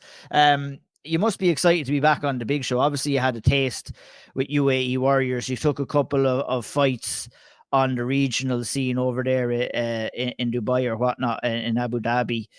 You're back on the big show again. You competed against Jism Darush at the last PFL event, of course, to get you to the semi-final here. How does it feel being back with PFL and back on the big show? It sounds cliche, but it sounds right. I'm made for the big show. Like when I started in this sport, my intentions were always to be here. Like even 2 fights prior, it was in like MFN, like Super Fight League. It was probably one of the maddest productions I've ever been at on a show. That felt big too. But my best performance have always been on the biggest nights, like back to my Cage Warriors debut in a sellout stadium in Cork. So now it feels right. I can't wait. I'm living my dream, so it's good. What's this MMA scene out there like where you're at, John? Like I see, obviously, you spent some time in Thailand for this camp. But like for anyone who doesn't know, like I see it as a bit of a hotbed where you are at, and obviously over in Thailand, which is a short trip away from you as well. Like, is the scene fairly like popular over there? Do you getting a lot of kind of good training partners coming in and out of where you are at right now? Massively, and more so it's ever growing. Like Thailand is already established, and that was a fantastic camp. You got the guys there already, but in Dubai it's coming up all the time. Like Khabib opened a gym down in Abu Dhabi. You know, Munir Laziz was at the forefront of Arabian MMA, and he had some great fights in the UFC. He beat Angelosa. Even in my style, I can see how much of a benefit it's been. Like, you know, I train with Kyrgyzstanis, Chechen guys, all these other nationalities that have really upgraded my skill set. So it's great here, and it's growing, and you get a lot of different looks that you wouldn't necessarily get back home. Yeah, 7-1 right now, John. The first loss came against Maruz Mazar. That was at UAE Warriors, where you had the guillotine choke and you lost in round 1. What I seen from you after that was kind of like a resurgence in your wrestling game. Is it a thing where you kind of just got caught in that choke? Obviously disappointing for you to lose that first one. And did you kind of focus a little bit more attention on, not that saying that you haven't been in the past, but maybe a little bit more on your wrestling and jiu-jitsu? Because what we've seen in recent fights is that it seems that a big level up in your kind of wrestling and jiu-jitsu game after that loss. Yeah, ultimately for the Marius Mazur fight, I feel like they just get caught in the guillotine. Like prior to that, I fought Konstantinos Natellis, which kind of flew under the radar. You know, he was a good level black belt. He had 6-1 record, multiple kickboxing champion, and I out wrestled him. So, but definitely, of course, like a loss lit another big fire under me. Not that I needed any more motivation, but I wouldn't even say after that fight that I went and said I have an issue here in my grappling. I need to work on it. I work on everything anyway. I knew that fight just didn't go my way, and like often luck is more to do with it in MMA than we ever want to admit, you know. But definitely my level's gone up since then. Yeah, definitely. Look to me that it was just you got caught going in, and that happens. Yeah. I mean, that does happen. Obviously disappointing for you at the time, but getting out there, getting to work in. Did I see that you've opened a new gym over where you're at right now? Or what's the story with that over there? Yeah, so my training partners and coaches have opened a new facility called 971 MMA. And like, you know, it's already becoming a hub for all the pro fighters that come to visit Dubai. They're all coming to train there. We had like Saladin Parnas, the KSW champion, in there recently enough. And I'm sure we'll have more big stars coming in all the time. Is that like some kind of correlation with the previous gym that you were running, or is it a separate one that you've set up yourself or with your training partners, or what's kind of your position? Are you an active coach there? Or are you just a fighter there? Or what's your kind of situation with that new gym? Yeah, I'll coach some clients there, but you know, I'm full time fighting. It's the lads' gym. It's Munir, Milano, and Ramsey's gym. You know, not mine. Yeah, John, that's fair enough. Obviously now you're coaching over there, and when did that decision to move over to Dubai and the Middle East actually happen from training MMA Cork for so many years? You know, I knew that I wanted to push on to that next level, and I knew that like there was a lot of opportunities there for me, and it, like that kind of ran true. Once I got there, I was sparring McGregor, Thor, fighting like RBMEF, this Chechen guy, getting all these opportunities. So I knew if I really wanted to make more of a stab at it, I would have to go outside my comfort zone and move away from Cork, where I was only like, it's like I always have the Instagram quote, I'm on a mission, and I went just fully solo on a mission just to improve a lot, you know. And it's been empowering since to see where I am now in PFL, because, you know, as I said, you know, there's some amazing talent in Cork, but not many people have pushed to that stage from there yet. You know what I mean? So I kind of want to show the way on how to do that. With moving out of Cork, moving out of home, big decision to make. Was there like a bit of fear, or it's a big decision to make? What was going through your head when you were doing it in the first place? I just feel I would have had more fear if I never pursued this as well as I could. You know what I mean? Like sometimes, I think Eve made a good point about this as well. Often I fly under the radar, but I'm sure I absolutely smoked everyone in Ireland. Like when I did fight an amateur, and that's not even me being cocky. That's just a fact from my topology. So there was fear, like, of course, making a change, but more fear knowing that I couldn't reach my true potential. And obviously, look, we've had plenty of guests on before. I remember Nate Kelly in particular. He went to Thailand, and we see all the Irish fighters going there recently. I know you just spent some of your camp there, but what's it like over there, and what kind of rounds are you getting in? And I guess other side of it, do you have any mad stories from it? We've had Nate Kelly give us some crazy ones. I want to hear if anyone else has some. No, I was trying my best to keep the head down this time. You know what I mean? When I was a lot younger, I had a few more mad stories, but this time it was just hard training. Like it was just mental. Like a lot of Russians on the mat, a lot of good guys. I had the pleasure of training with Dara Kelly and Nathan Adam Darby, and also Paddy McCrory. So it was unreal to catch up with Irish fighters again. Can you tell us about the Butter Run? Because I've seen John Hutchinson's bringing a lot of Irish up there recently and doing that up in Thailand. But for us who don't know what it is, and maybe people who are listening, can you give us a breakdown what that's like? Man, it's this mad run that all the fighters do. So you basically climb up a mountain to a Buddhist temple, and so you find Jesus at the top of it. You're so tired. Like I hadn't done it since I was a young lad, but there's elephants in the way up and everything just to distract you from the cardiac arrest. It's mental. How long is it, John? It depends how quick you are, but I think it's like 20 to 40 minutes. Shauna was doing it. Shauna Bannon was there. We were there at the same time, and she was. I think she was getting up it really quick, but I'm not sure how quick I'd get up it. I'd have to ask her. And in terms of like miles or kilometers, what is it uphill? I haven't a clue. You haven't a clue. Like it's mental. Head for the Buddha. That's all you say. Just head for the Buddha, however long it takes. Yeah, I found it very interesting actually watching Sean, and it was a good question by Caoilte as well. But yeah, I spoke to a lot of people. I actually spoke to Max Lally recently, who's been over there at Bang Tao. Is that where do you like to go? Is it Bang Tao that you like to visit, or where's your destination in Thailand?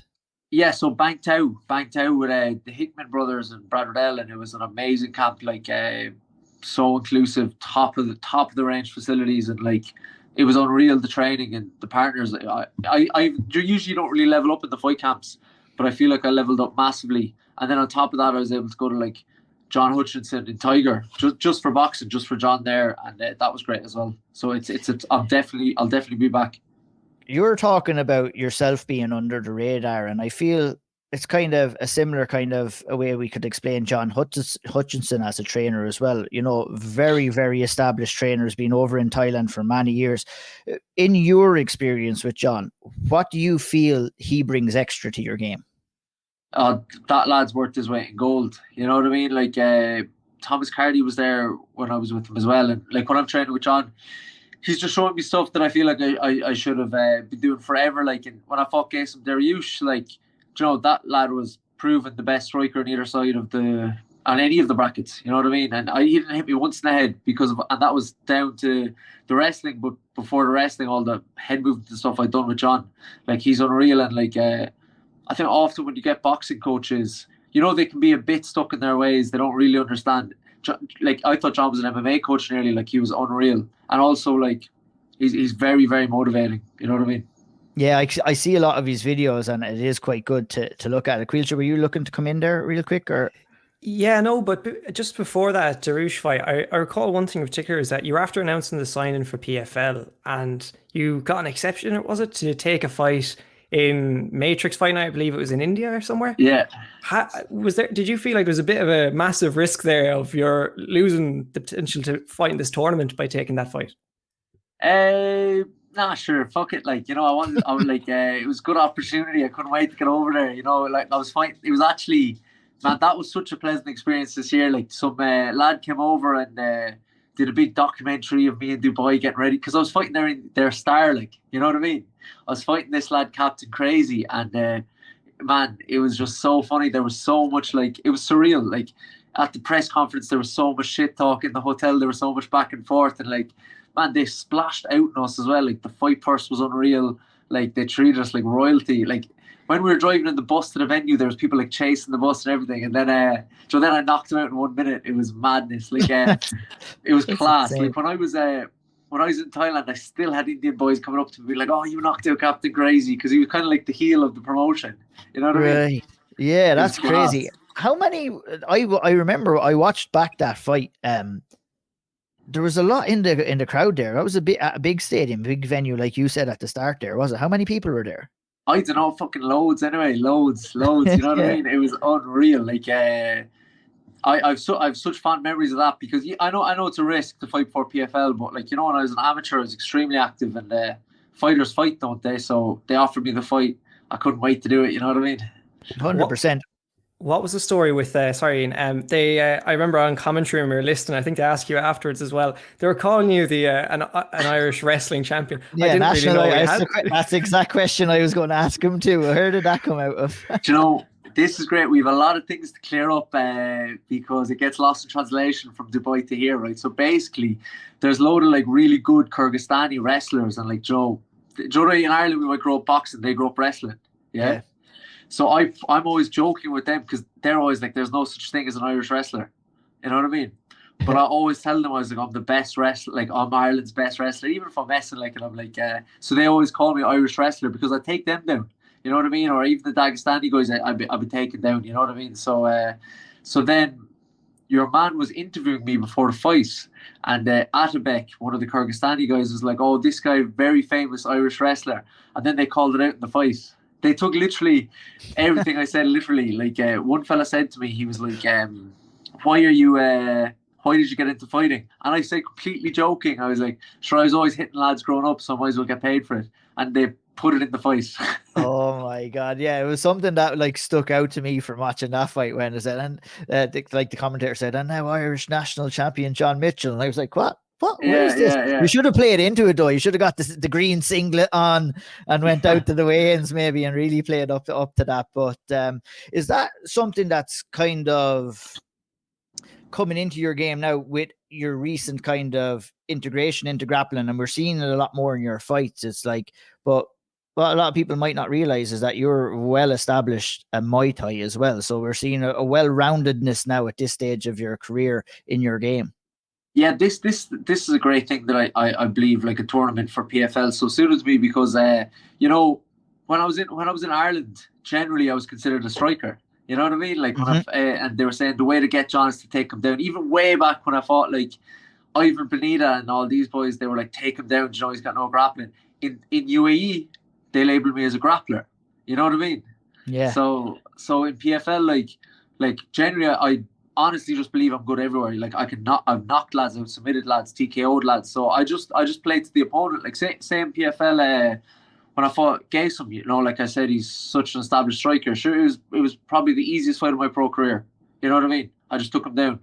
With Chizov again, I'm gonna pick like my skill sets that I think beat his, and I know I can kick, I can punch, I can wrestle, I can grapple. So I think I just picked to my opponent. 100%. Look, you said you were doing some work with John on your head movement, and Darush in that quarterfinal was a very established striker, very good on the feet, as you are yourself. You didn't really need it all that much because you decided to take the fight down, and you're happy enough to do so as well. Was that kind of the game plan going into the Darush fight? You know, ultimately, the times that I've made mistakes in sparring or in fights is when, you know, I kind of let my ego get in the way a bit. And I go to war a bit, and I'm not very clever. And, you know, it's something that my head coach, Milano Nahar, has really worked with me with. He's like, if you can keep your ego in check and you can stay disciplined, then he's like, this side of John Mitchell is much better than the one that used to, like, attach all this anger and hate to, like, the event, you know. So with Gaysom, even going into the last round, he was telling me, he was like, just stick to the plan, take him down and be disciplined. So that was it. It was like, because, you know, as McGregor says, and I think it's very good, there is no opponent except you. You know, so the challenge in that fight was to stick to my plan and just grind them out. Yeah, because I knew there was a big difference in the grappling. Then, like, the reason after the fight I was quite frustrated is because, you know, he wouldn't let me out of his guard. So it kind of stagnated the whole thing. And there's a couple of French guys in my gym, and they could hear his corner being like, you have to try. So that's why I was talking to him. I was like, okay, stay on your back and lose. So don't try. But you were still doing enough on top. I mean, you were still landing shots and doing that. And I mean, is that something that you're looking at in your game when you're integrating wrestling as well? Is that, you know, in modern mixed martial arts, John, we can't just take somebody down and control them. It doesn't score as much as it once did. You know, you're looking obviously to open up, and we've seen you land some vicious elbows in the past, and is kind of keeping in with how judges want fights to be scored. Is that something that you kind of look at and study a little bit and integrate into your fight style? 100%. And, you know, that was a massive focus in Thailand. You know, and honestly, with the Gaysom fight, that the plan was to finish him with punches on the ground. And just because of where I was in his guard, and, you know, I couldn't elbow him either. It was just the learning curve for me, you know what I mean? But I genuinely believe Chisov, like, there will be a point when he is on his back, but he'll stay active and he'll try to stand up, and that's what gives me my opportunity to hurt him, you know. Yeah, absolutely. And you did a very good job there. And like, I think, you know, I didn't really see too much criticism. I thought that was a very good performance from you. Of myself. Yeah, you're always hard on yourself, but and that's the standard. But it's very hard to fight against a guy who doesn't want to fight you back too at the same time. And I think you dealt with that a little bit with Darush. It was really it's great. Thanks so much for bringing that up, because honestly, it was such confusion for me. You know what I mean? Because I was like, I never anticipated any scenario where you wouldn't try stand up. You know what I mean? So it was but ultimately the good thing about PFL is, like, you know, because he didn't stand up, no damage taken, straight on to the next one, so it's fine. Do you know, when with PFL you were saying there about you couldn't throw the elbows, and we've seen you throw them and how good you are with them. Is there a little bit of frustration when you're on top of him in his guard and you can't just land one down on top of him? Tell me about it. Like, do you remember when I fought that Glory kickboxer and, like, it was stopped from, like, blood? Like, yeah, that's that's the fight that I was referring to when you were landing those elbows. It was vicious. Any fight I've had that I've elbowed people, it changes everything, and they're really my whole game. Like, I felt like I'd built the whole system doing it, but, you know, it's like you got to figure that out. But man, there was times he was holding my wrist and we were making eye contact, and I was like, you know, I can't elbow you, you know. So yeah, you're wishing it away a little bit, I guess. The next fight is against Alexander Chisov. Anyone that I have spoken to before this started was talking all about Chisov being the favorite to win this. Is that the way you would have viewed him ahead of this competition? Not at all, man. You know what I mean? Like, but you know, even then, like, even if I took myself out of it, I can name about, like, he would not beat Gayson Terush. You know what I mean? He doesn't have the wrestling. Gayson would kick him around the cage.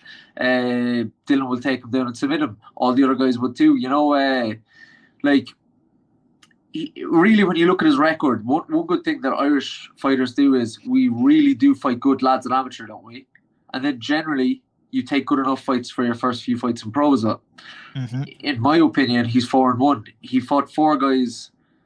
Everyone else was 0-0 or 2-3 or something. And from Latvia on some promotion I didn't hear of. And one of them beat him really, really dominantly in his last fight. You know what I mean? So, and as well, you know, many times, like, I've looked at things and people have said he's the favourite and he's not, you know. So it's just an opinion of people, I guess. Yeah, that's the thing, I guess, coming in. And how do you see yourself kind of matching up with him coming into this fight, Chisov? And what would you like to achieve? Are you going to just have a good, perfect performance? Are you going for the finish? I guess, you know, a lot more at stake as these kind of rounds go on, and you do have the chance to compete in Ireland too, which we'll probably talk about in a few moments. But maybe how you see yourself matching up with Chisov in this fight.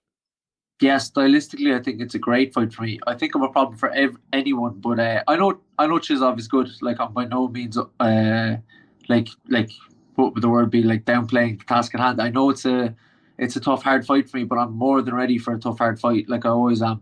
But good, yeah, you know, like, he's a long rangey boxer, but sure, isn't that half of Ireland? And as you know, I have a lot of boxing fights as well. So let's say I'm comfortable there. If the takedown's there presents itself, of course, I'll take that too. And I'll just stay indifferent to how the fight goes. But ultimately, I'm just focused on me. I can't control what he does, you know. Without looking past the fight too much, like, I imagine regardless of whatever the result may be, you'll probably end up fighting in Dublin. And the prospect to that, because it's been so long since you've had the chance to fight in front of a home crowd, realistically, is there any excitement around that, even though it may be a bit in the future? Yeah, like, as I was saying, it's hard to look past Chisov, but yeah, it's so exciting to the prospect of fighting in Dublin, because you know, even when all my friends came to Berlin, it actually was so nice, you know. And one thing I've always been blessed with, really, really good support. So my friends are booking Airbnbs there for Dublin once they found out that it was even a possibility. So it would be great. Like I said, when Cage Warriors came to Cork, I sold 160 tickets, you know what I mean? So for Dublin, they'll come out of the woodwork. You're not the only Irish man, and I guess in your bracket, not even on the other brackets, you have what's it called? You have Franz Malambo in the bantamweight one, Dylan Chuk on with yourself. It's like, when you look at, I guess, the growth of Irish MMA and the prominence inside the PFL, does that give you a bit of hope that they'll keep coming back and keep investing in both yourself and all the Irish fighters? 100%. And I think Dan Hardy was even saying to me, he was like saying, anytime I comment, and you can see this on the PFL Europe page, if I'm tagged in the post, it's one of the most popular posts every time. So I was telling him to bring it back to Cork. You know, I guarantee I sell it out like Cage Warriors again. You know, so I think they're very interested in that. Caoilte mentioned Dylan Duke, and he's taken on Jacob Kazuba in the other semi-final, John, of your bracket. How do you see that fight playing out? John, actually, Jacob Kazuba is probably the only guy I haven't actually seen any of, because Dylan, I know from the amateur circuit for years. Chizov, I looked up him and his opponent because I'm fighting him, and obviously I fought Gaysom, but I haven't really looked up much on Jacob Kazuba at all. I don't know if he's fought in any big shows. His last performance was good, and he beat a good guy.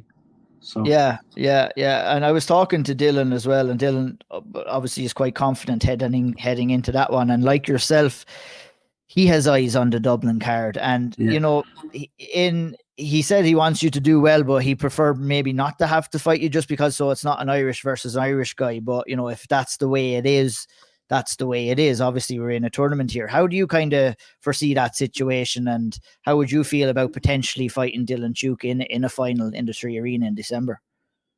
Pretty much the exact same. I actually think it would actually be very, very good if there were 2 Irish lads. Take Dylan out of it completely. It would be very good if there was 2 Irish lads in the Dublin final. Like, that's class.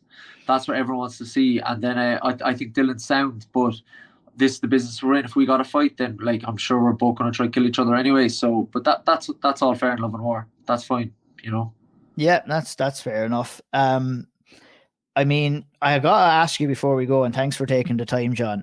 You have been in no problem. You've been in the corner of one of my favorite fighters to watch, and that's Rug. And I've been texting you when you've been doing it as well. Yeah, I've got to ask, what is it like being in the gym with Rug, cornering Rug, and have you ever had the displeasure of even being in there and doing a bit of sparring or wrestling with him? I've sparred him loads of times, man. Do you know what I mean? I'll absolutely give it a go, man. He's like, you know, people say the word like genetic freak. It's like he can do handstands. He can nearly do a backflip. He can run quick. He can swim. You know what I mean? And like, he's the ultimate teddy bear as well. Like, but bro, you know, when he's standing across the cage from you, obviously he goes very light with me. It is scary though. Like, I've been in the corner for like 3 of Rug's last fights. You know what I mean? And there was one time in the lead up, in the change room, he just like grabbed onto my hand. You know, I'm a professional fighter. Like, I'm probably walking around like 85 kg, and I couldn't get my hand back. He's that strong. Wow. You know what I mean? There was one time we were in the Philippines, and he took my earphones at the start of the week, and I just had to give them to him. Do you know what I mean? That's it. You're not going to argue at all there. Is he kind of walking around like he's the big dog of the gym and stuff like that, or how is that? Not at all. No, there's plenty of big dogs. I swear, you'd have to meet him. You couldn't meet a bigger sweetheart. Like he's an absolute teddy bear until you have to fight him, and I don't know why anyone would want to do that. Like, he's like next level big. Like, what was it like? I was watching that Buchecha fight live when it was going on. It must have been an absolute insane fight to be watching cage side. Madness. And in typical fashion, just like MMA Cork, or just like in 971, we were sent out there to lose that one too, and then Rug came through, and it was like it was mental. I lost years off my life at that fight, because you know, there was one time Buchecha, who's like 15 times world champion in jiu-jitsu, is it? Yep. And he was mounted, Rug, and we just shouted, "Stand up!" And Rug just like was like, "Okay," and just stood up. I couldn't believe it too. It was like we were kind of half joking in the private message group that we have, is that like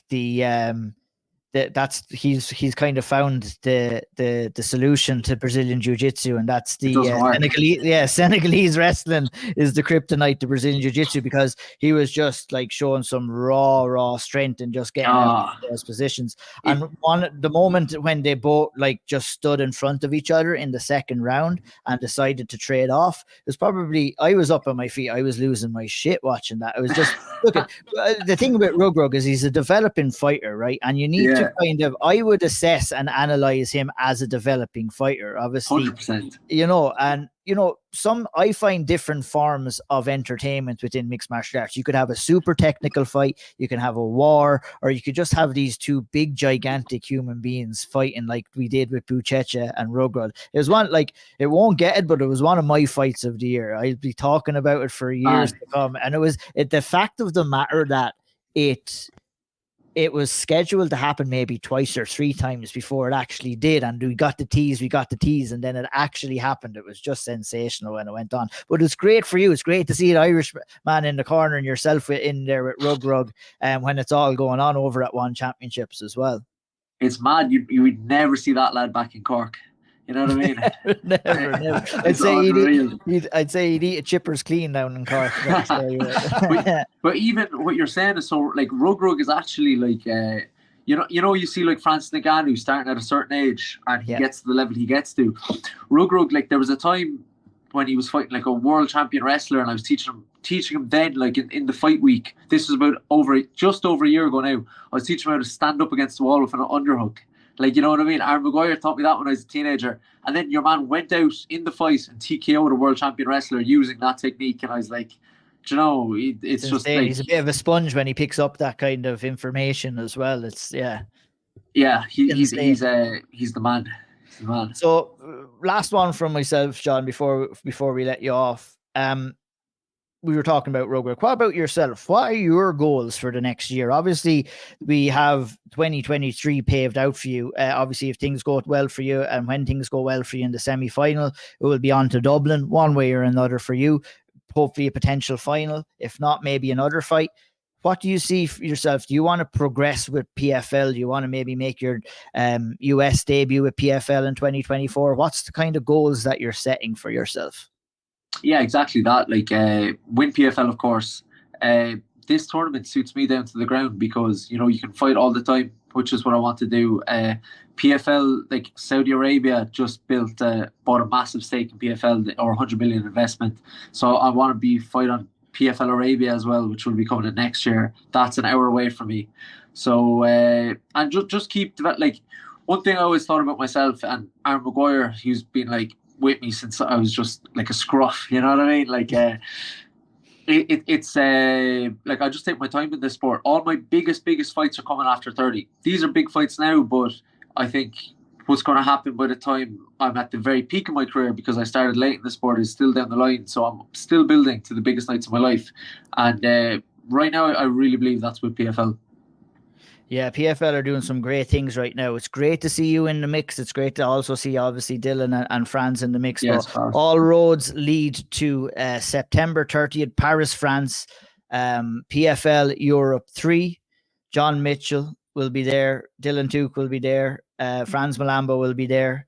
And we'll see John taking on Alexander Shizov in the lightweight semi-final with a chance to compete for the big money in Dublin on December 8th. John, thanks a million for taking the time to talk to us today. We really look forward to chatting to you again down the line.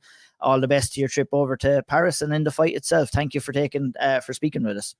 Cheers, lads. Thanks for the time. All right, Caoilte, let's take a look a little bit closer to home. And on the regional scene, we had the IÚR Fighting Championships card that went down this past weekend. We'll take a look back at that right now. We'll take a look ahead to the Cage Legacy 19 card. And obviously, Clan Wars have a fight card coming up this coming weekend as well. All action, as always, in the Irish regional scene, Caoilte. And it was no different at IÚR Fighting Championships, which took place on Sunday night of last weekend. Conor McCarthy, Sam Simon in the main event for the super lightweight title. Let's start from the top down and let's talk about Conor's fight with Sam Simon. You would look at the scorecards here, Caoilte, for this fight, and you would feel maybe it was a one-sided win for Conor McCarthy, and he looked great, but Sam Simon was as game as they come and put Conor in a couple of tricky positions. Was very these boys were fighting to finish. They were throwing heavy shots, but ultimately it was Conor McCarthy. It was just a little bit ahead of Sam Simon on the night. Lovely crisp boxing, beautiful jab, got out of the way of most of the big shots that Sam Simon was firing back. But what a high-level fight to top the bill for the super lightweight title. Conor McCarthy taking it by unanimous decisions. Your thoughts, please? Absolutely brilliant. Both of them. I think the game plan from Sam Simon was really smart as well. He tried to put the pressure on and land some bombs and get over the top of those punches, those long punches from Conor McCarthy. But Conor's good. He took one or two on, some of them hit him on the guard, and I'd say they were pretty sore as well from the look of them. They were serious shots from Simon. But the footwork, the feints, and I guess the accuracy and the strikes from Conor McCarthy was really what stood out to me in kind of his key to victory. And he came out, he didn't look like he had much damage to him or anything like that either. So really impressive performance from him. But Sam Simon, tough as nails, and really brought the fight as well. Yeah, definitely did. The hot stepper Conor McCarthy picked up the title in the end. Kind of shout out to Paul Brown as well and Andrew McGahan on the desk. Really, I love listening to the lads on the desk. I have just a mixture of the technical chat, a couple of jokes here and there, and really showcase and kind of explain how fights play out. And it's a pleasure to listen to him. And Conor, the hot stepper, as we said, birthed on the Auld Triangle podcast, told Paul after the fight that this was it. This was it. He kind of alluded to that with us a couple of weeks back on the podcast, Caoilte, but I think now is the right time. I think, Conor McCarthy is up there for me, one of the best amateurs in Ireland right now. Yeah. And I think, we talked about his boxing, we talked about, his wrestling, his calmness in there. His calmness is very impressive to me, and those are all signs to me that he's ready to make the jump to the professional ranks. And as I said, now is the right time, Caoilte. 100%, I'd agree with you there. And there'll be plenty of promotions, regional. There are probably going to be some big promotions looking for him as well, because he's probably one of the hottest prospects in Ireland at the moment in terms of like being pro ready, and could really like launch into the pro scene with a bang. I think it was Andrew or Paul who mentioned he's almost like a regen of Ian Garry to an extent of how dominant he's been in the amateur scene, and how good the striking's been. Now he's ready for the pro ranks. Yeah, I was actually listening to who was it? Dan Hardy on the Crack with Pizzi. And Dan was saying for this PFL card coming up in the 3 Arena that they're actually looking for some amateur talent, some Irish amateur talent.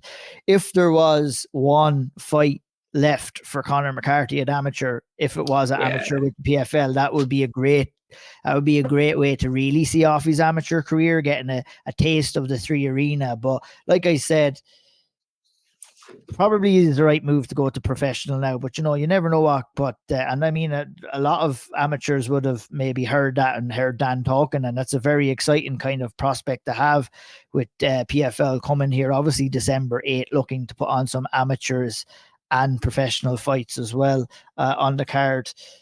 I mean, good times to be an Irish fighter coming up now with the selection of it. But very impressed by Conor McCarthy's kind of performance. The way he speaks, he's the full package and still growing. Shout out to Peter Creeley too. We spoke about how badly he was injured. He was, as he was the last time after his fight, in the corner for Conor McCarthy. So credit to him as well. And very, very excited to see Conor and his progression up the professional ranks. In the co-main event, we had a lightweight title fight, Caoilte. Kieran Brady went in and locked in a submission over Ross Queerney in the second round. Very, very good fight here. The grappling exchanges in round 2 in this fight were just ridiculous. And Paul was saying it on the desk. We wanted to see it as well. We didn't quite get to see it in round 1, but we did. And an excellent win by Team Torres's Kieran Brady over Ross Queerney of CMAC. 100%. It was a real battle of the grappling at times. And Ross is so dangerous off his back. And he throws up the submissions at times, and they can almost come out of nowhere. He's so dangerous off his back. But then Kieran Brady is to the opposite of that. He's brilliant in top position, trying to progress and get submissions from there. And we got to see that in the end when he got that arm triangle. It was brilliant to watch. I really enjoyed it. 2 really high level amateurs that are kind of they've been around the scene for a while now, and they're maybe pushing towards moving pro maybe in the next year, maybe a year or two between them. But yeah, look, brilliant fight. Really enjoyed it. Great performance from Kieran Brady. Just keeps leveling up, doesn't he? Oh, absolutely, he does. Yeah, and Ross Kearney is no joke either. That's a good win for him. Jamie Bissett versus Damien McGuigan took place for the flyweight title. Damien McGuigan taking home a split decision in a very, very close fight. This was a tough one to score.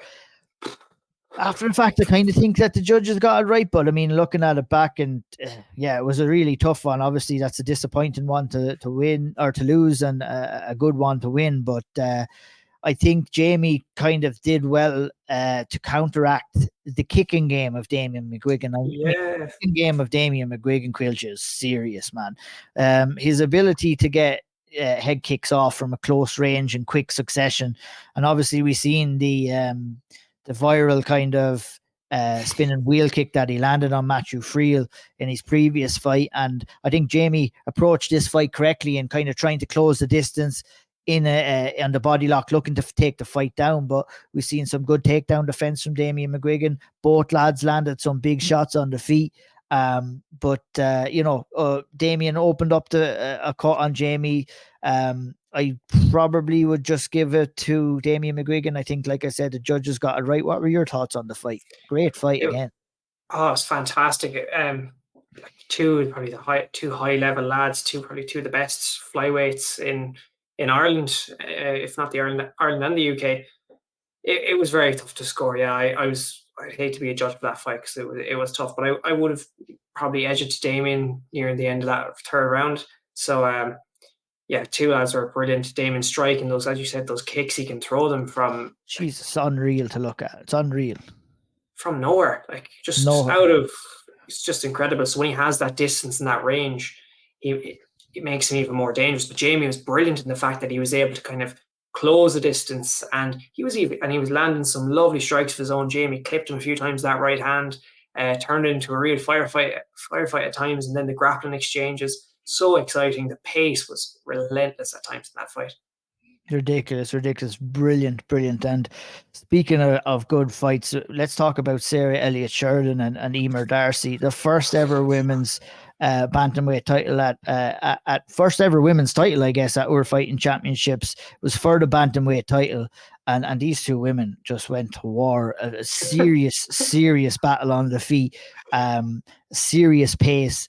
I mean, Andrew was kind of joking with Paul that he was barely even able to get back into his seat to start commentating, and we had a hell of a lot of action in the early stages of this fight. It was Sarah Elliott Sheridan that landed a big left hook off the clinch that dropped Emer Darcy in the first round. Had a brief moment of hesitation where she thought the fight was won, her arms were in the air, and maybe instead of that brief moment of hesitation, which does happen, and you will eke that out with experience. I was kind of talking to you before, when you'd be doing a bit of sparring, Caoilte, and you do hurt someone, sometimes it can come a bit of surprise to you, even though that's what the goal is. But Sarah, she kind of had a little bit of hesitation. I feel if she might have jumped on some ground and pound, she might have got the finish. But Emer Darcy recovered really well, got back into the fight. Close second round, close third round. Ultimately, it was Emer Darcy who got the win in that, I believe, as well. So yeah, a really good fight there, Caoilte. Really good showcase of women's amateur fighting in Ireland right now, and two top prospects. That was an absolute war. Must have been fight of the night. I had to have been fight of the night. That was fight of the night for sure. Fight of the night. Incredible. For sure. They went to war. They that fight was the definition of leaving it all in there, because they were knackered by the end of it. They literally gave it everything. It was brilliant to watch. So entertaining. It was back and forth. Each of them had their moments in the fight. It could have gone either way. I didn't know how. I didn't know how the decision was going to go. At first viewing, I was maybe expecting a draw. I know it was ended up being a majority decision. I've no argument against that. That must have been an absolute nightmare to score for the judges. Oh yeah. Those girls put on an incredible fight. I'd watch that again any day of the week. I was going to say, I was going to say that. I was like, can we put that one on again for the next show as well? You've got a headline slot there, If so you're that was listening. brilliant. Yeah, if you're listening, and look, I just want to kind of talk. Like, I think the levels of skills that Sarah Elliott Sheridan has shown in her last couple of fights, you see her really making those jumps in between fights, and Emer Darcy as well looks like a really, really solid prospect. So you're talking about two top level prospects there fighting for the title. Emer Darcy got the win on the night. Lots of lessons we learned, and like I said, I watch a fight like that between those two every single weekend if I could. But we shall move on. Great stuff there by Sarah Elliott Sheridan and Emer Darcy, and definitely a lot of people were calling that fight of the night, and I would definitely agree with that as well. Jake Gilpin was forced out of his fight at the last minute against Team KF's Adam McEnroe. That was originally for the lightweight title. An interim title fight was put together with Nathan McGilligan coming in from Team Torres on just less than a day's notice, I believe. It was 6 hours or something crazy hours, like that. Paul said he was walking into the arena and the fight hadn't been made. So credit to Nathan for stepping in. Also credit to Adam for taking this fight on short notice. The stoppage came in the second round, and it was Nathan McGilligan that got the submission win over McEnroe, picks up the interim lightweight title, Caoilte, and sets up a fight probably with Jake Gilpin on the next event. Really good, impressive performance by McGilligan coming in here on short notice and getting the win. Yeah, he's had a really good year between some of the wins, the Four Nations, and now this one as well. And he's been very active, and that's deadly to take a fight in space of a few hours. You could be going off having your lunch thinking, I'll go watch some fights later, and you end up in the cage fighting for a title. Brilliant to step in on such short notice, and he was clearly in fantastic shape to be able to get in and compete like that and get to finish in the second round. Some really good scrambles as well in that second round, which I liked. And even in the sequence towards the finish, that was brilliant. Two really high level lads. You could see why it's for a title. Brilliant watch. 100%. Moving on to the welterweight title, a main card that was stacked with title fights. The first one that got us kicked off was Jess Paulo and Mantis Vasilius. Another really grueling fight too. Another card, another Jess Paulo fight. It's kind of, they go hand in hand. Jess picking up a really good win. Hurt Mantis a good bit on the feet. And kind of initiated his grappling quite a good bit too. But I saw a more aggressive Jess Paulo in this fight than I've seen in the past. But he came out there obviously looking to try and get the finish. But Mantis did really, really well to kind of fend him off. Landed a couple of shots on his own. Was strong in a couple of the clinch, in the clinch kind of action throughout the fight. Had to fend off a big, deep rear naked choke attempt from Jess Paulo at the end of the fight, and ultimately Jess Paulo took home the unanimous decision and the welterweight title. And it's been a real good year for Jess Paulo overall. Caoilte putting in a couple of good wins, few losses in between, but he's been very active, and that's a good sign for him, and it'll help him develop and grow into when he eventually makes the decision to move to the pro ranks. Yeah, I'd say that trip to the pro ranks isn't far away now, given the fact that he's been so active and he's been getting a lot of results as well. To be honest, I'd say he probably is maybe the most mentioned fighter on this podcast because of the amount of times that he's competing. He's either fought one weekend or he's booked for another fight the next. It's incredible. The level of activity is brilliant. And look, another good win for him. And I think that's what's 2 in the bounce now. And I wouldn't be surprised if he goes pro in the next year, the next few months, maybe. 100%, yeah, either would I. Fair play to Jess Paulo as well, staying very active. Another great win. Mantis is a tough cookie as well, so he'll be happy with that one. Just a quick run through the undercard, Caoilte. Shale Eaton picked up an Auld Triangle choke versus Josh Green. Dewey Harrison picked up a TKO win in round 3. Alex Fagan picked up a second round armbar win in his fight against Nikolai Shiopu. Garrett McCormack with a unanimous decision win. Ushan Daly with a round 1 stoppage. Jason McCourtney, round 1 stoppage for him. Warren Savage, unanimous decision, or Sauvage, I should say, not Savage. Conan McGoughlin got a unanimous decision win in a novice fight to kick off the card. Another top card from Decky and the boys at IÚR. Any quick thoughts and any performances on the undercard before we move on? I just love an Auld Triangle show. Have to give it a shout out every single time. Brilliant stuff. But no, another fantastic card as always from IÚR Fighting Championships. They do good stuff up in Newry with the old MMA now, so we must make it up eventually to one of those cards. Definitely. From one good card to another good card, Caoilte, and that's the upcoming Cage Legacy 19 card, which is taking place this Sunday. Decky Kenna has put another good one together. Max Lally at the top of the card against Jonathan Fernard. Gary Rooney coming in against Georgie Morio. We have Coakley versus Manning. Plenty of talk ahead of that one between Senan Coakley and Brian Manning. They haven't been short of things to say. Give me your thoughts on those top 3 fights first before we talk about the rest of the card. Yeah, look, I think, great to see two of the biggest debuts possible at the moment for Cage Legacy getting them on the card. That's massive for them. It's 2 ticket sellers as well. Really excited to see Max in the pro ranks. I've seen this Fernard guy, and I do feel like Max will. I think he's got the upper hand massively in this one. But look, you never know in these fights, especially when you put on the 4-ounce gloves in the pro ranks for the first time and the nerves and everything involved. But I'm really excited to see him turn pro. You've done an interview with him recently as well, and he spoke so well as always. He's very well. He's level-headed and he's got a great mind for this game as well. So I'm so excited to see what he does in the pro ranks.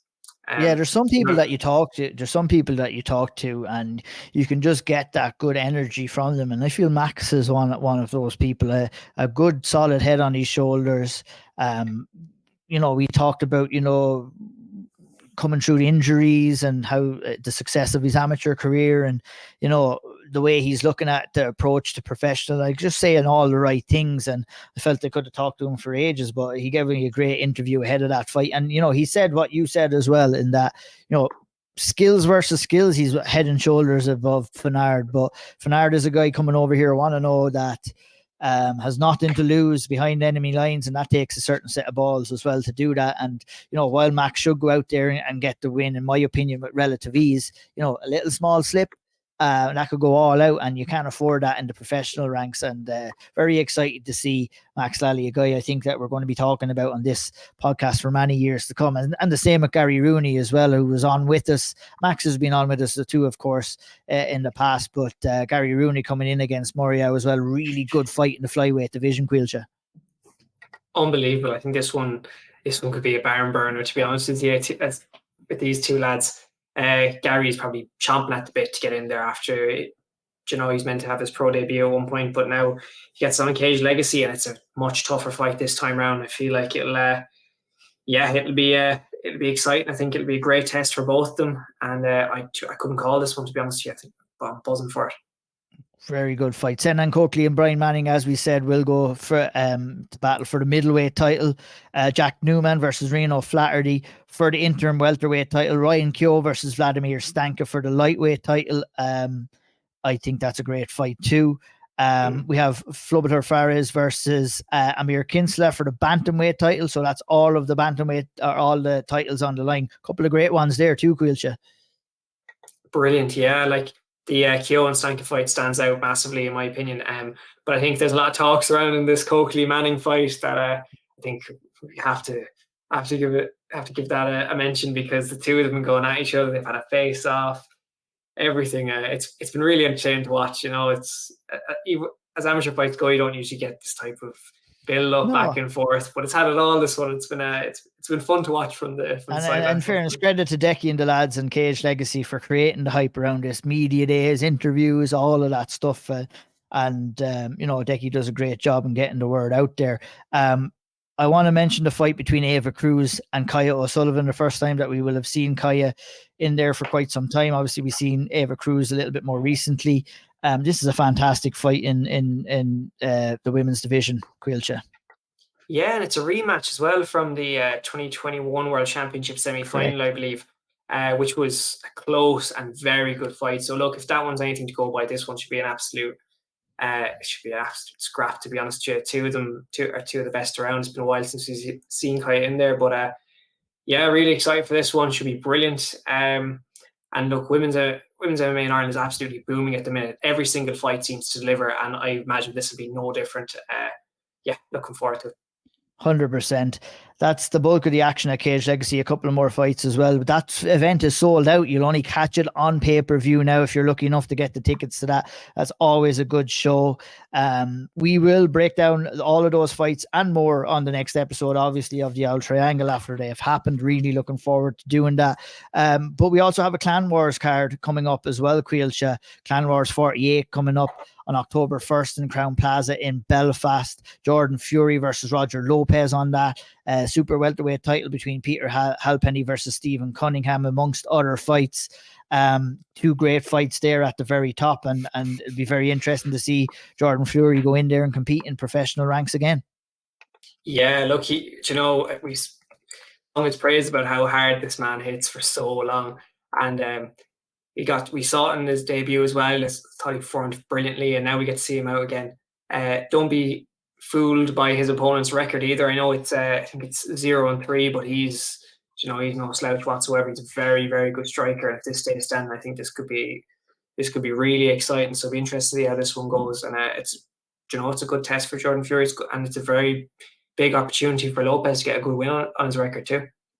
Indeed. And that wraps us up for episode 41 of the Auld Triangle. Thanks to everybody for listening in. Thank you to Leah and to John for spending the time. Thank you, Caoilte, for joining me to help through the action. Thank you for thanking me, and we will be thanking Andy Stevenson for the next episode when he's back from his travels. We've covered Bellator, we've covered PFL, we've covered everything and anything, all the nooks and crannies in Irish mixed martial arts, from the international scene to the regional scene. We'll continue to do so. If you like what you hear, give us an old like, give us an old subscribe, head on over to Spotify, to SoundCloud, to wherever you listen to your podcast, and give us an old follow, give us a rating. Anything helps. Tell a friend. And we will see you the next time. Until then, Caoilte, see us out. Agus Mars Canal, Slum Go Full.